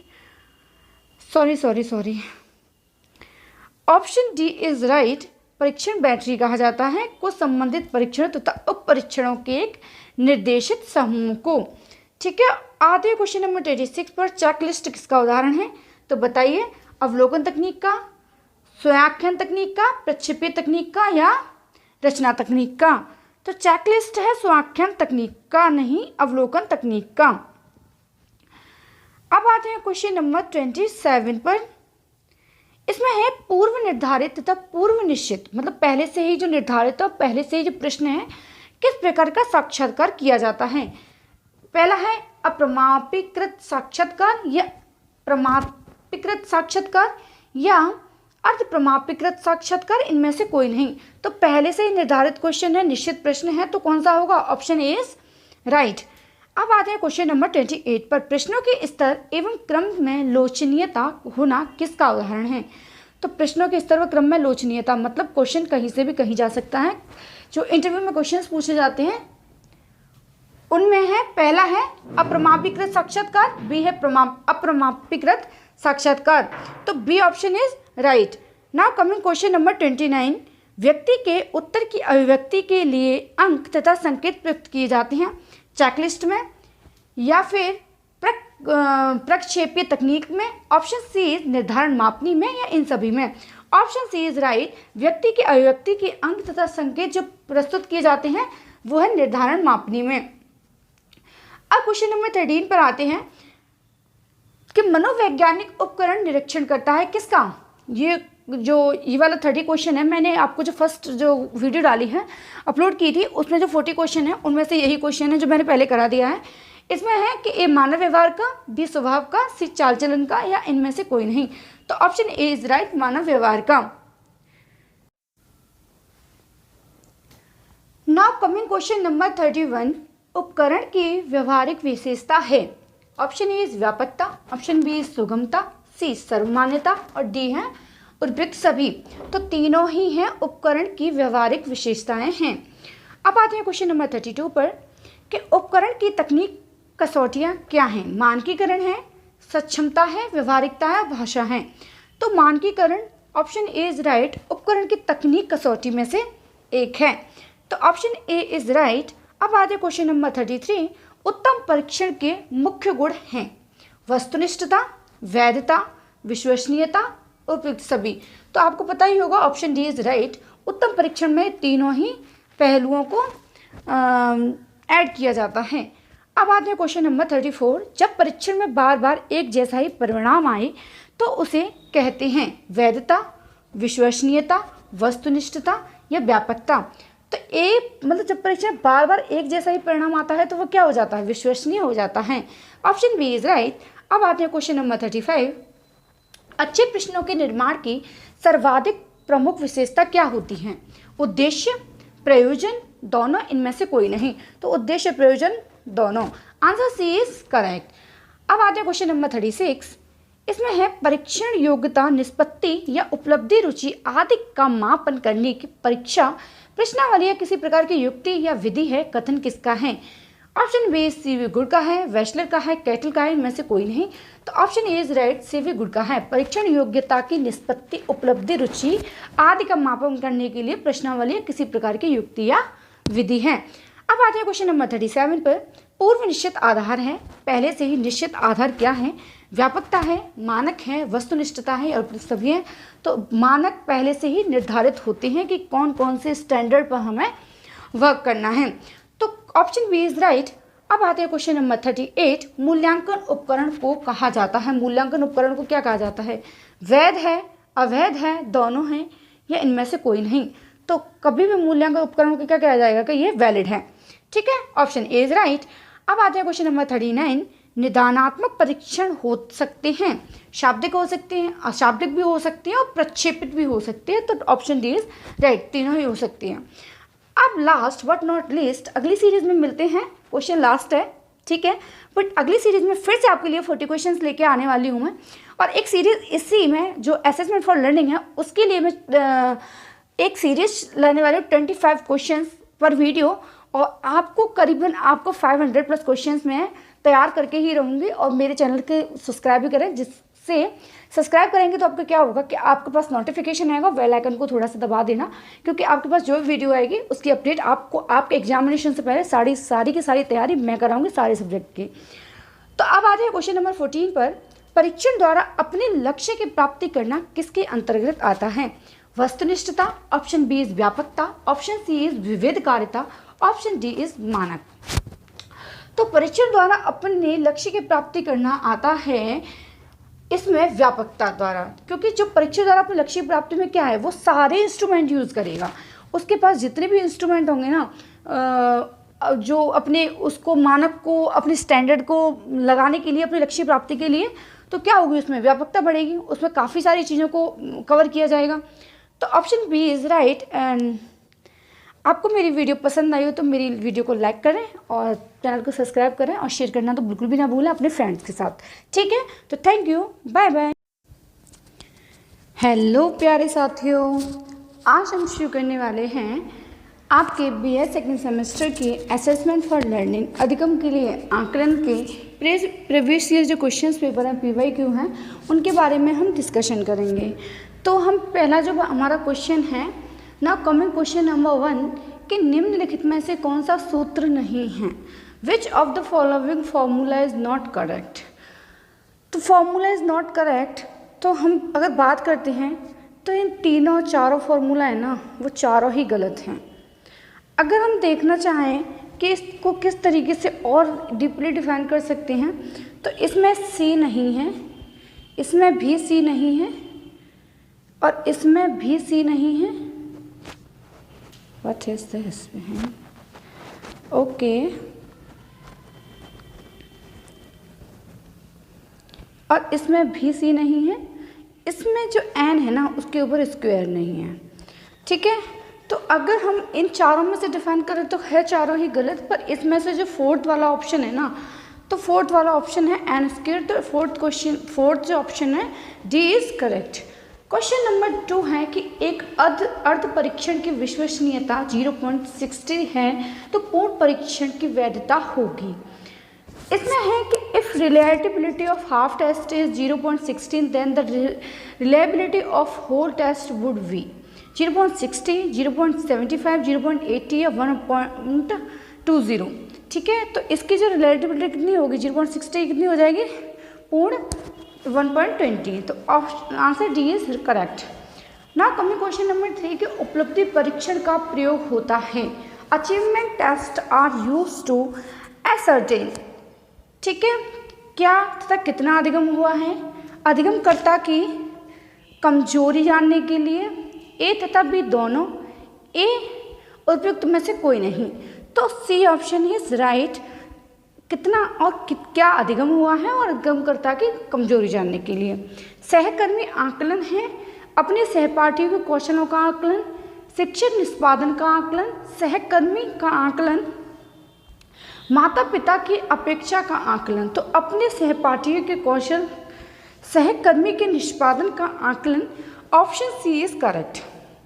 ना कमिंग क्वेश्चन नंबर 5 आंकड़ों के संकलन एवं विश्लेषण की क्रमबद्ध प्रक्रिया जिससे निर्णय लिए जाते हैं। फर्स्ट है मूल्यांकन, सेकंड है आपका मापन और तीसरा है आकलन और चौथा है परीक्षण। तो आंसर 5 का है परीक्षण, टेस्टिंग, जिससे संकलन एवं विश्लेषण की क्रमबद्ध प्रक्रिया से निर्णय लिए जाते हैं। नाउ कमिंग क्वेश्चन नंबर 6 कि किस परीक्षण पद में उत्तरदाता अपने उत्तर को बनाता है। ऑप्शन ए इज निबंधात्मक परीक्षण पद, बी बहुविकल्पीय परीक्षण पद, सी सत्य असत्य प्रकार के या सही मेल प्रकार के। तो उत्तरदाता अपने उत्तर किस में बना पाएगा, निबंधात्मक में, बहुविकल्पीय नहीं बना पाएगा, ट्रू और फॉल्स में नहीं बना पाएगा और मैचिंग टाइप्स में भी नहीं बना पाएगा। इनके जो आंसर हैं वो हाँ या सही हैं, नहीं में होते हैं। निष्पादन परीक्षण का आशय मापन है, अभिवृत्ति है, सामान्य बुद्धि है, किसी गतिविधि की प्रक्रिया या उत्पाद है, या फिर है आपका व्यक्तित्व। तो निष्पादन परीक्षण का आशय मापन क्या है, व्यक्तित्व है। ठीक है, नाउ कमिंग क्वेश्चन नंबर 8 उपलब्धि परीक्षण मापते हैं छात्र क्षमता, व्यक्तिगत विशेषता, ज्ञान तथा कौशल में निपुणता या धैर्य तथा दृढ़ता। अचीवमेंट टेस्ट से क्या मेजर होता है, ज्ञान अथवा कौशल में निपुणता। नाउ कमिंग क्वेश्चन नंबर 9 मापन का सबसे ऊंचा स्तर कौन सा होता है, which is the highest level of measurement. Option A is नामित स्तर, बी इज क्रमिक स्तर, सी समांतराल स्तर या डी इज आनुपातिक स्तर। तो ऑप्शन डी इज राइट, अनुपात में सबसे ऊंचा स्तर होता है। ठीक है, नाउ कमिंग क्वेश्चन नंबर 10, नैदानिक थर्मामीटर उदाहरण है। Clinical thermometer is an example of क्रमिक मापनिका, समांतराल मापनिका, ए बी बोथ दोनों, उपयुक्त में से कोई नहीं। तो नैदानिक थर्मामीटर किसका है? समांतराल मापनिका। Option B is right. Now coming question number 11 कि किस मापनी में वास्तविक शून्य बिंदु होता है? Which of the scale has true point? तो अंतराल मापनी, अनुपात मापनी, ए बी दोनों, या उपयुक्त में से कोई नहीं।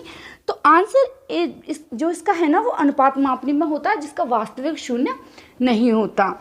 ना क्वेश्चन नंबर 12 कि निम्नलिखित में से कौन सा कथन सही नहीं है? Which of the following statement is not correct? Option A is मापन आंकड़ों को मात्रात्मक बनाने की प्रक्रिया है। बी इज क्रमिक मापनी मापन स्तर की सबसे निचला स्तर है। सी इज वस्तुनिष्ठ परीक्षण निबंधात्मक परीक्षण से अधिक विश्वसनीय होते हैं।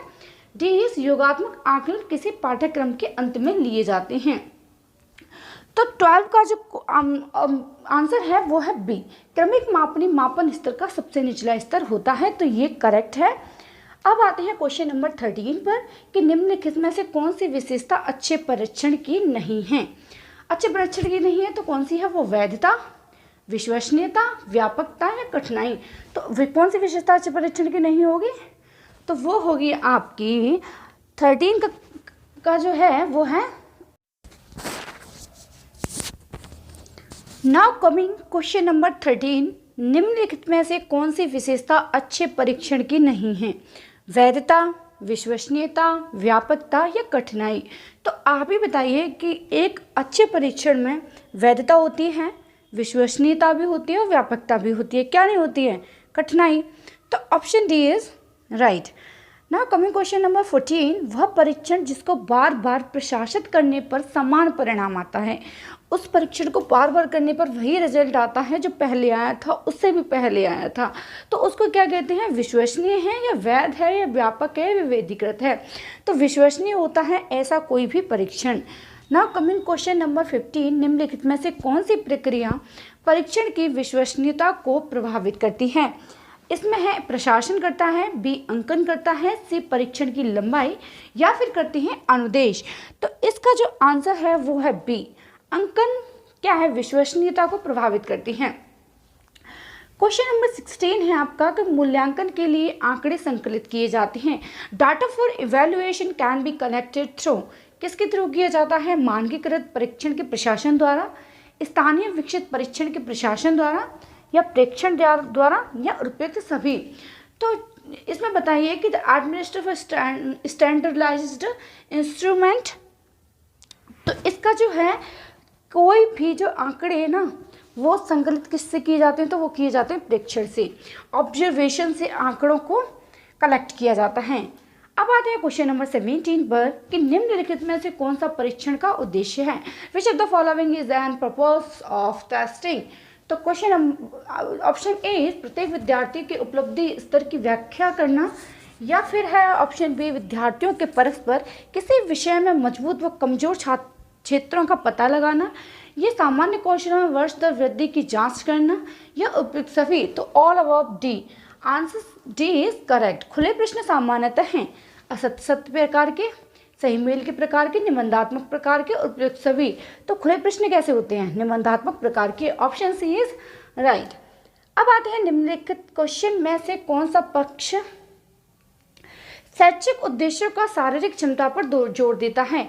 इसमें से कौन सा देगा? ज्ञानात्मक पक्ष देगा, भावात्मक पक्ष देगा, क्रियात्मक पक्ष देगा, उपयुक्त सभी। तो जो शारीरिक क्षमता का सबसे ज़्यादा कौन है? क्रियात्मक पक्ष। जो साइकोमीटर होता है ना डोमेन, वो इस चीज़ को मतलब खेल के जो पक्ष है ना उसको देता है। निम्नलिखित में से कौन सा भावात्मक पक्ष को सबसे ऊंचा स्तर है? ऑप्शन ए इज चारित्रीकरण, बी इज अवधारणा, सी इज अवमूल्यन, या फिर डी इज अनुक्रिया।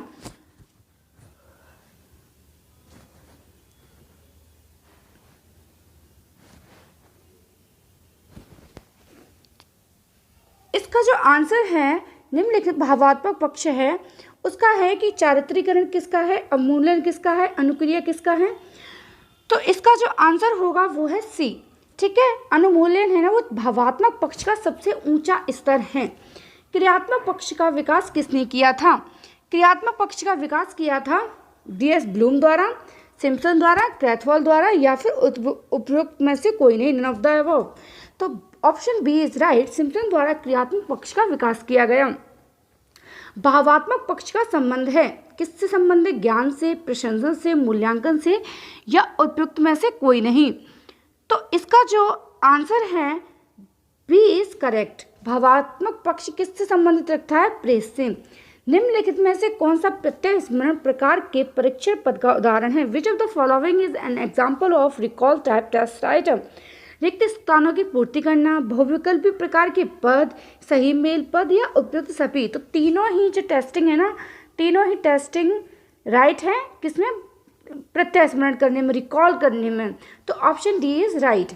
अब आते हैं क्वेश्चन नंबर 24 पर। यह है एक परीक्षण का ब्लूप्रिंट किस आधार पर तय किया जाता है? ब्लूप्रिंट किस तरीके से शैक्षिक उद्देश्य में, विषय वस्तु में, प्रश्नों के प्रकार, या उपयुक्त सभी। तो इसमें से तीनों पॉइंटों को जो कवर करते हैं, जब आपने पढ़ा होगा कि ब्लूप्रिंट जो परीक्षण है वो तीनों को ही समेटता है, शैक्षिक उद्देश्यों को भी, विषय वस्तु को भी, प्रश्नों के प्रकार और उपयुक्त सभी। स्टैंडर्ड वाइज जो क्वेश्चंस पूछे जाते हैं, क्लास वाइज जो क्वेश्चन बनाए जाते हैं वो ब्लूप्रिंट के आधार पर बनाए जाते हैं। अब आते हैं क्वेश्चन नंबर 25 पर। पद विश्लेषण किया जाता है। Item analysis is done for अच्छे परीक्षण पदों के चयन हेतु या कमजोर पदों को अस्वीकार करने हेतु, ए बी दोनों में से कोई नहीं। तो पद विश्लेषण किया जाता है एक अच्छे परीक्षण पदों के चयन हेतु। IQ का सूत्र क्या है ये आप मुझे कमेंट बॉक्स में बताना। वैसे मुझे पता है पर आप कमेंट बॉक्स में करके पक्का बताना कि 26 क्वेश्चन नंबर है उसका आंसर क्या होगा। प्लीज़ जाइए आप कमेंट में पक्का लिखना, ठीक है। और सुनो, जाओ ना तो मेरे चैनल को सब्सक्राइब भी कर लेना और वीडियो को लाइक भी कर देना और थोड़ा शेयर कर देना, जिससे आपको भी फायदा होगा। जब BED 2022 की परीक्षा है ना, मैंने तो सारी वीडियो बनाई है। और सुनो, सारी वीडियो मेरे चैनल पर ही मिल जाएंगी आपको, सारे सब्जेक्ट की, और मैंने सारे MCQs कराए हुए हैं, ठीक है। अब आते हैं क्वेश्चन नंबर 27 पर। निम्नलिखित में से कौन सा मनोवैज्ञानिक परीक्षण बुद्धि के मापन से संबंधित है? कौन सा होगा? रेवनेस प्रोग्रेसिव मैट्रिक्स, बाकर-मैनी परीक्षण, प्रसंगात्मक बोध परीक्षण, या उपयुक्त में से कोई नहीं। तो इसका जो होगा वो होगा ऑप्शन ए, रेवनेस प्रोग्रेसिव मैट्रिक्स है ना, वो मनोवैज्ञानिक बुद्धि परीक्षण के मापन से संबंधित है। Now coming question number 28। निम्नलिखित में से कौन सा प्रक्षेपी परीक्षण नहीं है? इसमें से प्रक्षेपी पूछा है कि कौन सा परीक्षण नहीं है। तो टैट तो भाई है ही, रोसा स्याही वाला भी है, चित्त स्याही चारव्या वाला। तो ये वाला जो ऑप्शन है ना सी, ऑप्शन सी इज करेक्ट। ये वाला परीक्षण है ना वो प्रक्षेपी नहीं है। Now coming question number 29। Thurston ने कितने प्रकार की प्राथमिक मानसिक योग्यताओं का प्रतिपादन किया? तो आप 29वां क्वेश्चन है, आप कमेंट बॉक्स में जाइए और इसका भी दीजिए। बहुत ईजी है, दोनों क्वेश्चन मैंने आपको बहुत ईजी पूछे हैं। कमेंट बॉक्स में लिखना कि इसका क्या आंसर होगा। अब आते हैं क्वेश्चन नंबर 13 पर। 13, ठीक है। निम्नलिखित में से कौन सा बुद्धि के मापन को ऋणात्मक रूप से प्रभावित करता है? अवसाद करता है, पदार्थ का उपयोग करता है, निंद्रा विकार, या उपयुक्त सभी। तो ऑल ऑफ द अबव क्या करते हैं? ऋणात्मक रूप से नेगेटिविटी को इफेक्ट करते हैं। तो ऑप्शन डी इज राइट। अब बताइए कोई now coming question number 31।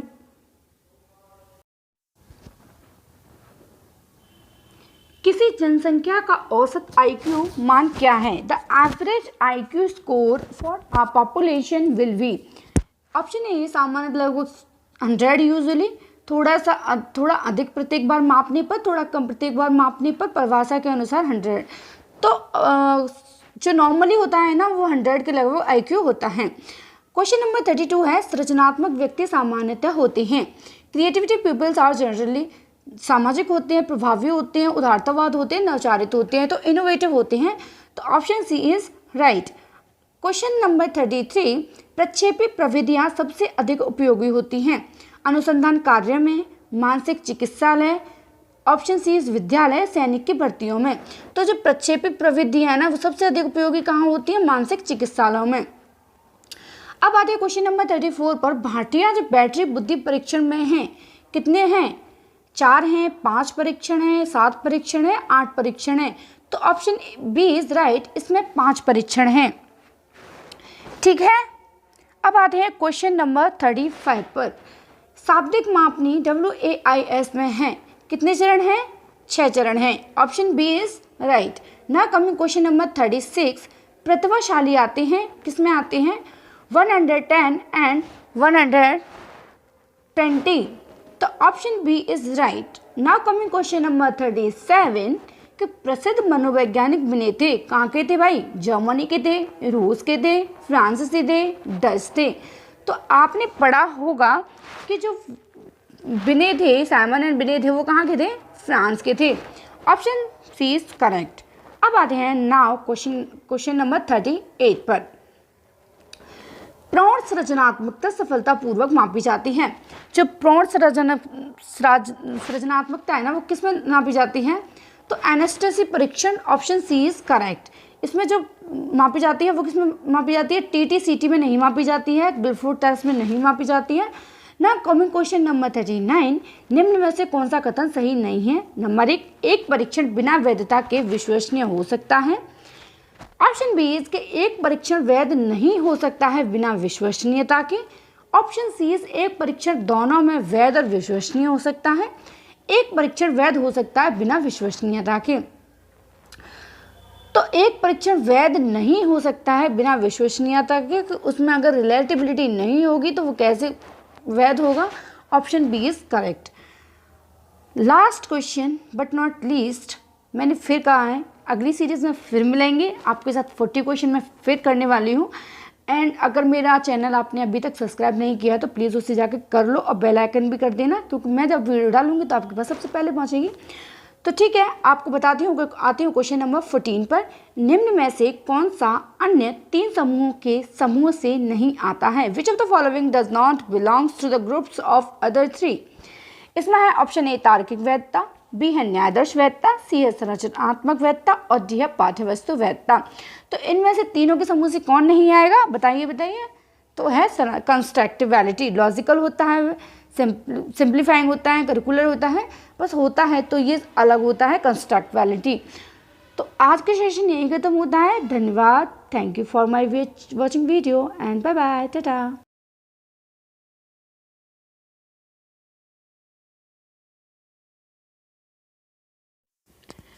Hello प्यारे साथियों, तो आज के सीरीज़ में आपका स्वागत है।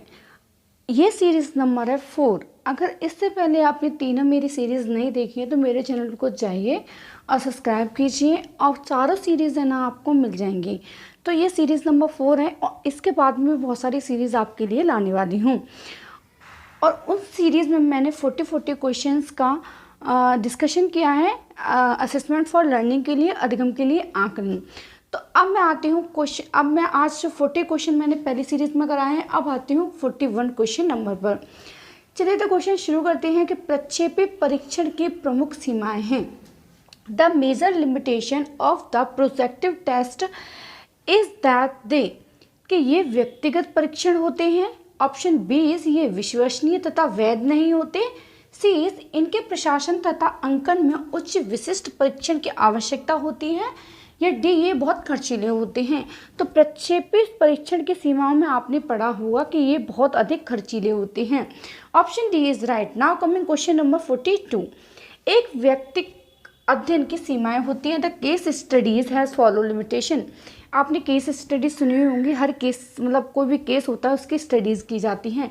तो इसमें क्या है कि सीमाएं क्या है कि वृहद जनसंख्या के लिए इनके परिणाम का सामान्यीकरण नहीं किया जा सकता, या फिर है इनमें अधिक समय लगता है। तो ऑप्शन ए और बी दोनों ही राइट है। तो option C is right, A B दोनों। Now coming question number 43। CGPA का पूरा नाम है। Option A is cumulative grade point average. Option B is cumulative grade point allotted. Option C is combined grade point average. या D option है combined grade point allotted. तो option A is right. 43 का A है cumulative grade point average. Now coming question number 44। व्यक्तिगत त्रुटि किसी परीक्षण को कम की जा सकती है, उसे बनाकर, क्या बनाकर? वस्तुनिष्ठ बनाकर, विश्वसनीय बनाकर, वैध बनाकर या व्यवहारिक बनाकर।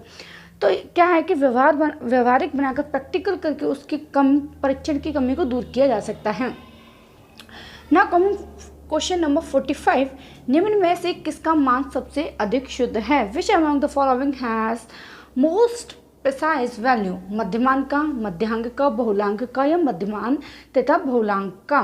तो ऑप्शन ए इज राइट। मध्यमान का जो मान होता है वो सबसे अधिक शुद्ध होता है। अब आते हैं क्वेश्चन नंबर 46 पर कि क्रमांतर विधि द्वारा सहसंबंध गुणांक निकालने की विधि दी है। किसने दी है? कॉल पियर्सन ने दी है, स्पीयरमैन ने दी है, स्किनर ने दी है या एलपोर्ट ने दी है? तो इसकी जो विधि दी है वो दी है बी ने, स्पीयरमैन ने। तो 46 का B answer is right. And now coming question number 47, सहसंबंध गुणांक का प्रसार है। The range of correlation coefficient is? Option A is -1 से 0, -1 से +1 और 0 से +1 या उपयुक्त में से कोई नहीं। तो ऑप्शन बी इज राइट। सहसंबंध गुणांक का जो प्रसार है ना वो -1 से +1 होता है। ठीक है। नाउ कमिंग क्वेश्चन नंबर 48, निम्नलिखित आंकड़ों का मध्यांक है। ये आपको आंकड़े दिए गए हैं, इसका मध्यांक क्या होगा? तो आपने फॉर्मूलाज देखा ही होगा। जो फॉर्मूला है वो है n+1/2। ठीक है। इसमें जो नंबर आएगा n क्या है? इनका योग है। ठीक है। तो ये कितनी है? 1 2 3 4 5 6 7 8 9 9 है। तो 9 + 1 कितना हो जाएगा? 10/2। इसमें कितना आ जाएगा? इसका 5। ठीक है, 5। अब इसमें से 5 नंबर कौन सा है? 1 2 3 4 5। तो ऑप्शन सी इज राइट। ठीक है। नाउ कमिंग क्वेश्चन नंबर 49, निकालने का सूत्र है। SD निकालने का जो फॉर्मूला है वो है, इसमें दोनों फॉर्मूला जो एक जैसे हैं, दोनों ही सेम है। तो इनमें से एक ऑप्शन या बी आप सी ऑप्शन दोनों ही टिक कर सकते हो। ये वाला जो I/N है यही आप पहले से सब कर लीजिए, इसमें से ये दोनों गलत हैं। अब नाउ कमिंग क्वेश्चन नंबर 15 पर कि निम्नलिखित में से कौन सा कथन सही नहीं है? अवर्गीकृत आंकड़े और कुछ नहीं बल्कि मूल आंकड़े हैं। मध्यांक एक क्रमिक चर है या मध्यमान से विचलन का योग 0 होता है। दो चरों के मध्य संबंध निकालने के लिए बहुलांक का प्रयोग होता है। ये आप सही है, ये भी सही है, ये भी सही है। आप बचा सी, तो सी आंसर इज राइट। कथन सही नहीं है कि मध्यमान से विचलन का योग 0 होता है। ना कमिंग क्वेश्चन नंबर 51, निम्नलिखित में से कौन सा उदाहरण असतत चर का है? ठीक है। ऑप्शन ए इज एक कक्षा के चारों छात्रों का भार, बी इज एक कक्षा के छात्रों का IQ, सी ऑप्शन ए एक कक्षा के में बालक तथा बालिकाओं की संख्या, ऑप्शन डी इज एक कक्षा में बालक और बालिकाओं की आयु। तो इन तीनों को हम अच्छे से डिफाइन कर सकते हैं। तो जो असतत चर है ना, जो कहते हैं डिक्रिएटिव वेरिएबल है, वो है IQ। इसको बहुत ही जल्दी से एवरेज नहीं निकाला जा सकता। तो ऑप्शन बी इज राइट।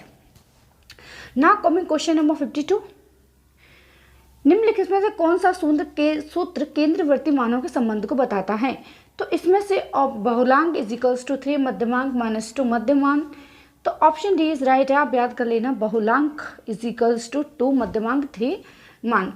अब आते हैं क्वेश्चन नंबर 53 पर कि जेड का प्रसार है। जेड का प्रसार क्या है? आप बताइए।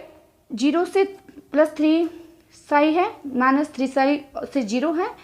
ऑप्शन सी इज करेक्ट है। इसका -3 साई से +3 साई होता है। अब क्वेश्चन नंबर 54 पर आते हैं। स्टेनाइन स्कोर का प्रसार है। The range of stanine score is form. ठीक है। तो स्टेनाइन के 0 से 9 तक होती है, 1 से 9 तक होती है, 1 से 10 तक होती है, 0 से 10 तक होती है। तो स्टेनाइन का स्कोर है ना वो 1 से 10 तक होता है। Now coming question number 55, T score का सही सूत्र है। टी स्कोर का सही सूत्र क्या होता है? T = 50 x - m + 10। इसमें पहले तो 15 आना चाहिए प्लस में, तो इन दोनों में आ रहा है। अब इनमें क्या है कि 10 भी आना चाहिए, तो 10 इसमें नहीं है, इसमें है। तो option D is right. Now coming question number 56, एक उपलब्धि परीक्षण की वैधता के लिए चाहिए क्या चाहिए? पाठ्य वस्तु वैधता, प्रयोग सिद्धि वैधता, नियमित वैधता या उपयुक्त सभी। तो इसमें से पाठ्य वस्तु वैधता चाहिए एक उपलब्धि परीक्षण के लिए, अचीवमेंट टेस्ट के लिए। तो option A is right. Now coming question number 57, वैधता के संबंध में कौन सा कथन सही नहीं है? Which is not correct statement about validity. वैधता परीक्षण की वह सीमा जिस सीमा तक वह सही वही मापता है जिसके लिए उसका निर्माण किया गया है। Option A is correct. यह किसी कसौटी परीक्षण के साथ साथ परीक्षण का सहसंबंध है, यही सही है। वैधता परिवर्त्य त्रुटि का मापन है, ये भी सही है। और मनोवैज्ञानिक में कोई भी परीक्षण पूर्ण रूप से वैध नहीं होता, तो ये ऑप्शन इस गलत है कि ठीक है कि होते हैं काफ़ी सारे जो साइकोलॉजी टेस्ट है वो सही होती है, ठीक है। Option D is right. अब आते हैं क्वेश्चन नंबर 58 पर। एक परीक्षण को मानकीकृत बनाने के लिए ज्ञात की जाती है उसकी standardisation of the testing including calculating its क्या की जाती है? विश्वसनीयता, वैधता, मानक, उपयुक्त सभी। तो ऑप्शन डी इज राइट। एक परीक्षण को मानकीकृत करना, उसमें विश्वसनीयता भी होनी चाहिए, वैलिडिटी भी चाहिए, उसके नॉर्म्स भी अच्छे होने चाहिए and all of the above, ठीक है। अब आते हैं क्वेश्चन नंबर 59 पर कि ग्रेडिंग प्रक्रिया, जो ग्रेडिंग प्रक्रिया है, ग्रेडिंग टेस्टिंग के संबंध में कौन सा कथन सत्य नहीं है? Which statement is not correct about grading system? Option A छात्रों के मध्य अस्वस्थ प्रतिस्पर्धा को दूर करती है। ऑप्शन बी ये सामाजिक दबाव को कम करती है। ऑप्शन सी ये आनंद पूर्वक तनाव मुक्त अधिगम को बढ़ावा देती है, या ग्रेडिंग आकलन की परंपरागत विधि है। तो इसे तो नहीं कहेंगे, इसे भी नहीं कहेंगे, इसे भी नहीं कहेंगे। तो यह छात्रों के मध्य अस्वस्थ जो प्रतिस्पर्धा है ना उसको दूर करती है, क्योंकि जो ग्रेडिंग करती जाती है ना, आपने देखा ग्रेडिंग में ग्रेड ए के बच्चे, ग्रेड बी के, ग्रेड सी के, तो क्या होता है कि उनके जो अस्वस्थ प्रतिस्पर्धा होती है, कॉम्पिटिशन होता है, उसको दूर करती है ना। कमिंग क्वेश्चन नंबर 60 कि निम्नलिखित में से कौन सा मापन गुणात्मक उपकरण है? Which of the following are qualitative tools for assessment? परीक्षण है, साक्षात्कार है, ए बी दोनों हैं, या फिर उपयुक्त में से कोई नहीं। तो आपने पता होगा मानव का जो मापन का जो गुणात्मक उपकरण है ना वो है साक्षात्कार, इंटरव्यू है ना। कमिंग क्वेश्चन नंबर 61 विश्वसनीय के संबंध में कौन सा कथन सही नहीं है? Which of the following statement is not correct about negligibility? Option A is यह अंकों की समानता है, बी यह परीक्षण की लंबाई पर निर्भर नहीं है, यह सहसंबंध है, और यह विश्वसनीयता परीक्षण की स्थिरता है। तो ऑप्शन डी इज करेक्ट है, और ऑप्शन सी भी करेक्ट है। ऑप्शन अंकों की समानता है, कंसिडरेशन फॉर टेस्ट स्कोर, ठीक है। ऑप्शन बी है, तो ये आपका सही है कि 61, क्योंकि ये गलत है ना वो स्टेटमेंट निकालना है हमें। तो ऑप्शन बी इज राइट ना। क्वेश्चन का अब आते हैं क्वेश्चन नंबर 62 पर। निम्नलिखित में से कौन सा संबंध सही नहीं है? ठीक है, तो इसमें से जो संबंध सही नहीं है वो है ऑप्शन ए, परीक्षण पुनरीक्षण विधि स्थिरता गुणांक, ठीक है। और ये ऑप्शन सही है कि समाना का समांतर है और अर्धविपाटन है, और यहाँ आंतरिक समानता गुणांक है ना। कमिंग क्वेश्चन नंबर 63 परिवर्तित त्रुटि को कम किया जाता है किससे? विश्वसनीय बनाकर है, वैध बनाकर, वस्तुनिष्ठ बनाकर, उपयुक्त में से कोई नहीं। तो वैध बनाकर परिवर्तित त्रुटि को कम किया जा सकता है। नाउ कमिंग क्वेश्चन नंबर 64 निम्नलिखित में से कौन सा कथन सही नहीं है? Which of the following statement is not correct? Option A is परंपरागत आकलन विधियां शिक्षक केंद्रित होती हैं। बी ऑप्शन इज निबंधात्मक है, निबंधात्मक परीक्षण वस्तुनिष्ठ परीक्षणों से अधिक विश्वसनीय होते हैं। प्रयोगात्मक परीक्षण से मनो शारीरिक कौशलों को मापा जाता है। सीबीएसई आकलन की नई प्रवृत्तियां हैं। तो ऑप्शन बी इस ये कथन सही नहीं है, क्योंकि निबंधात्मक परीक्षण से वस्तुनिष्ठ परीक्षणों से अधिक विश्वसनीय होते हैं, ये गलत है। अब 65 पर आते हैं कि क्रिया सूचक शब्द प्रत्यय स्मरण आता है। जो रिकॉल है ना वो किससे आता है? ज्ञान से आता है, बोध में आता है, प्रयोग में आता है, मूल्यांकन में आता है। तो अगर हम एप्लीकेशन नहीं करेंगे तो हमें रिकॉल कैसे होगा? तो option C is correct. Now coming question number 66 RCEM का पूरा नाम क्या है? Royal college of education Mysore, real college of education Mysore, या regional college of education Mysore, republic college of education Mysore. तो ऑप्शन सी इज करेक्ट है, इसका regional college of education Mysore है। नाउ कमिंग क्वेश्चन नंबर 67 किस प्रकार के प्रश्नावली में प्रश्न पूर्व निर्धारित होती हैं? स्ट्रक्चर्ड में, अनस्ट्रक्चर्ड में, या फिर ए भी दोनों, उपयुक्त में से कोई नहीं। तो पता ही आपको पहले से जो संरचनात्मक है ना स्ट्रक्चर्ड होगा उसी में ही प्रश्नावली पहले से ही प्रश्न निर्धारित होंगे। नाउ कमिंग क्वेश्चन नंबर 68 एक परीक्षण पद का वह स्तर जो श्रेष्ठ तथा कमजोर में भेद करता है कहलाता है। तो इसमें है कठिनाई स्तर है, प्रसार है, विभेदी क्षमता है, विभेदीकरण की क्षमता है, डिस्क्रिमिनेशन पावर है, या फिर रेंज है, उपयुक्त में से कोई नहीं। तो श्रेष्ठ तथा कमजोर को भेद कौन करेगा? डिस्क्रिमिनेशन क्षमता करेगी, प्रसार करेगा, कठिनाई क्षेत्र करेगा। तो option C is right, range. अब आते हैं क्वेश्चन नंबर 69 माना किसी परीक्षण का DV 0.9 और DP 0.9 और DV 0.5 है तो निम्न में से कौन सा कथन सही है। पद का चयन अंतिम प्रारूप के लिए किया जाएगा, पद को अंतिम प्रारूप के लिए अस्वीकार किया जाएगा, कुछ नहीं कहा जा सकता, पद को संशोधित किया जाएगा। तो ऑप्शन डी इज करेक्ट, पद को संशोधित किया जाएगा। लास्ट क्वेश्चन है बट नॉट लीस्ट, अगली सीरीज में मिलते हैं पार्ट 4 में, और part 4 this is part 4 and अगली सीरीज में मिलते हैं पार्ट 5 में, और मैं आपको फिर से क्वेश्चन आने वाले 40 क्वेश्चन फॉर यू, और आपके बीएड के जितने भी अभी एग्जामिनेशन आने वाले हैं 2022 के सारे ऑब्जेक्टिव तैयार कराऊंगी मैं। और मेरे चैनल को सब्सक्राइब भी कर लेना, और वीडियो अच्छी लगी हो तो लाइक भी कर देना, क्या जाता है लाइक करने में, और सुनो शेयर करना बिल्कुल मत भूलना अपने फ्रेंडों के साथ, कर देना भाई, ठीक है। अब आते हैं क्वेश्चन नंबर 17 पर। केली दुधाकरण में उच्च तथा निम्न समूहों को सही प्रतिशत होती है। तो केली जो डाइकोटोमी है एम्प्लॉयड एज कितनी परसेंटेज है, तो ये है 25%। तो आज की सीरीज़ यहीं ख़त्म होती है। Thank you watching for my video, bye bye, Tata.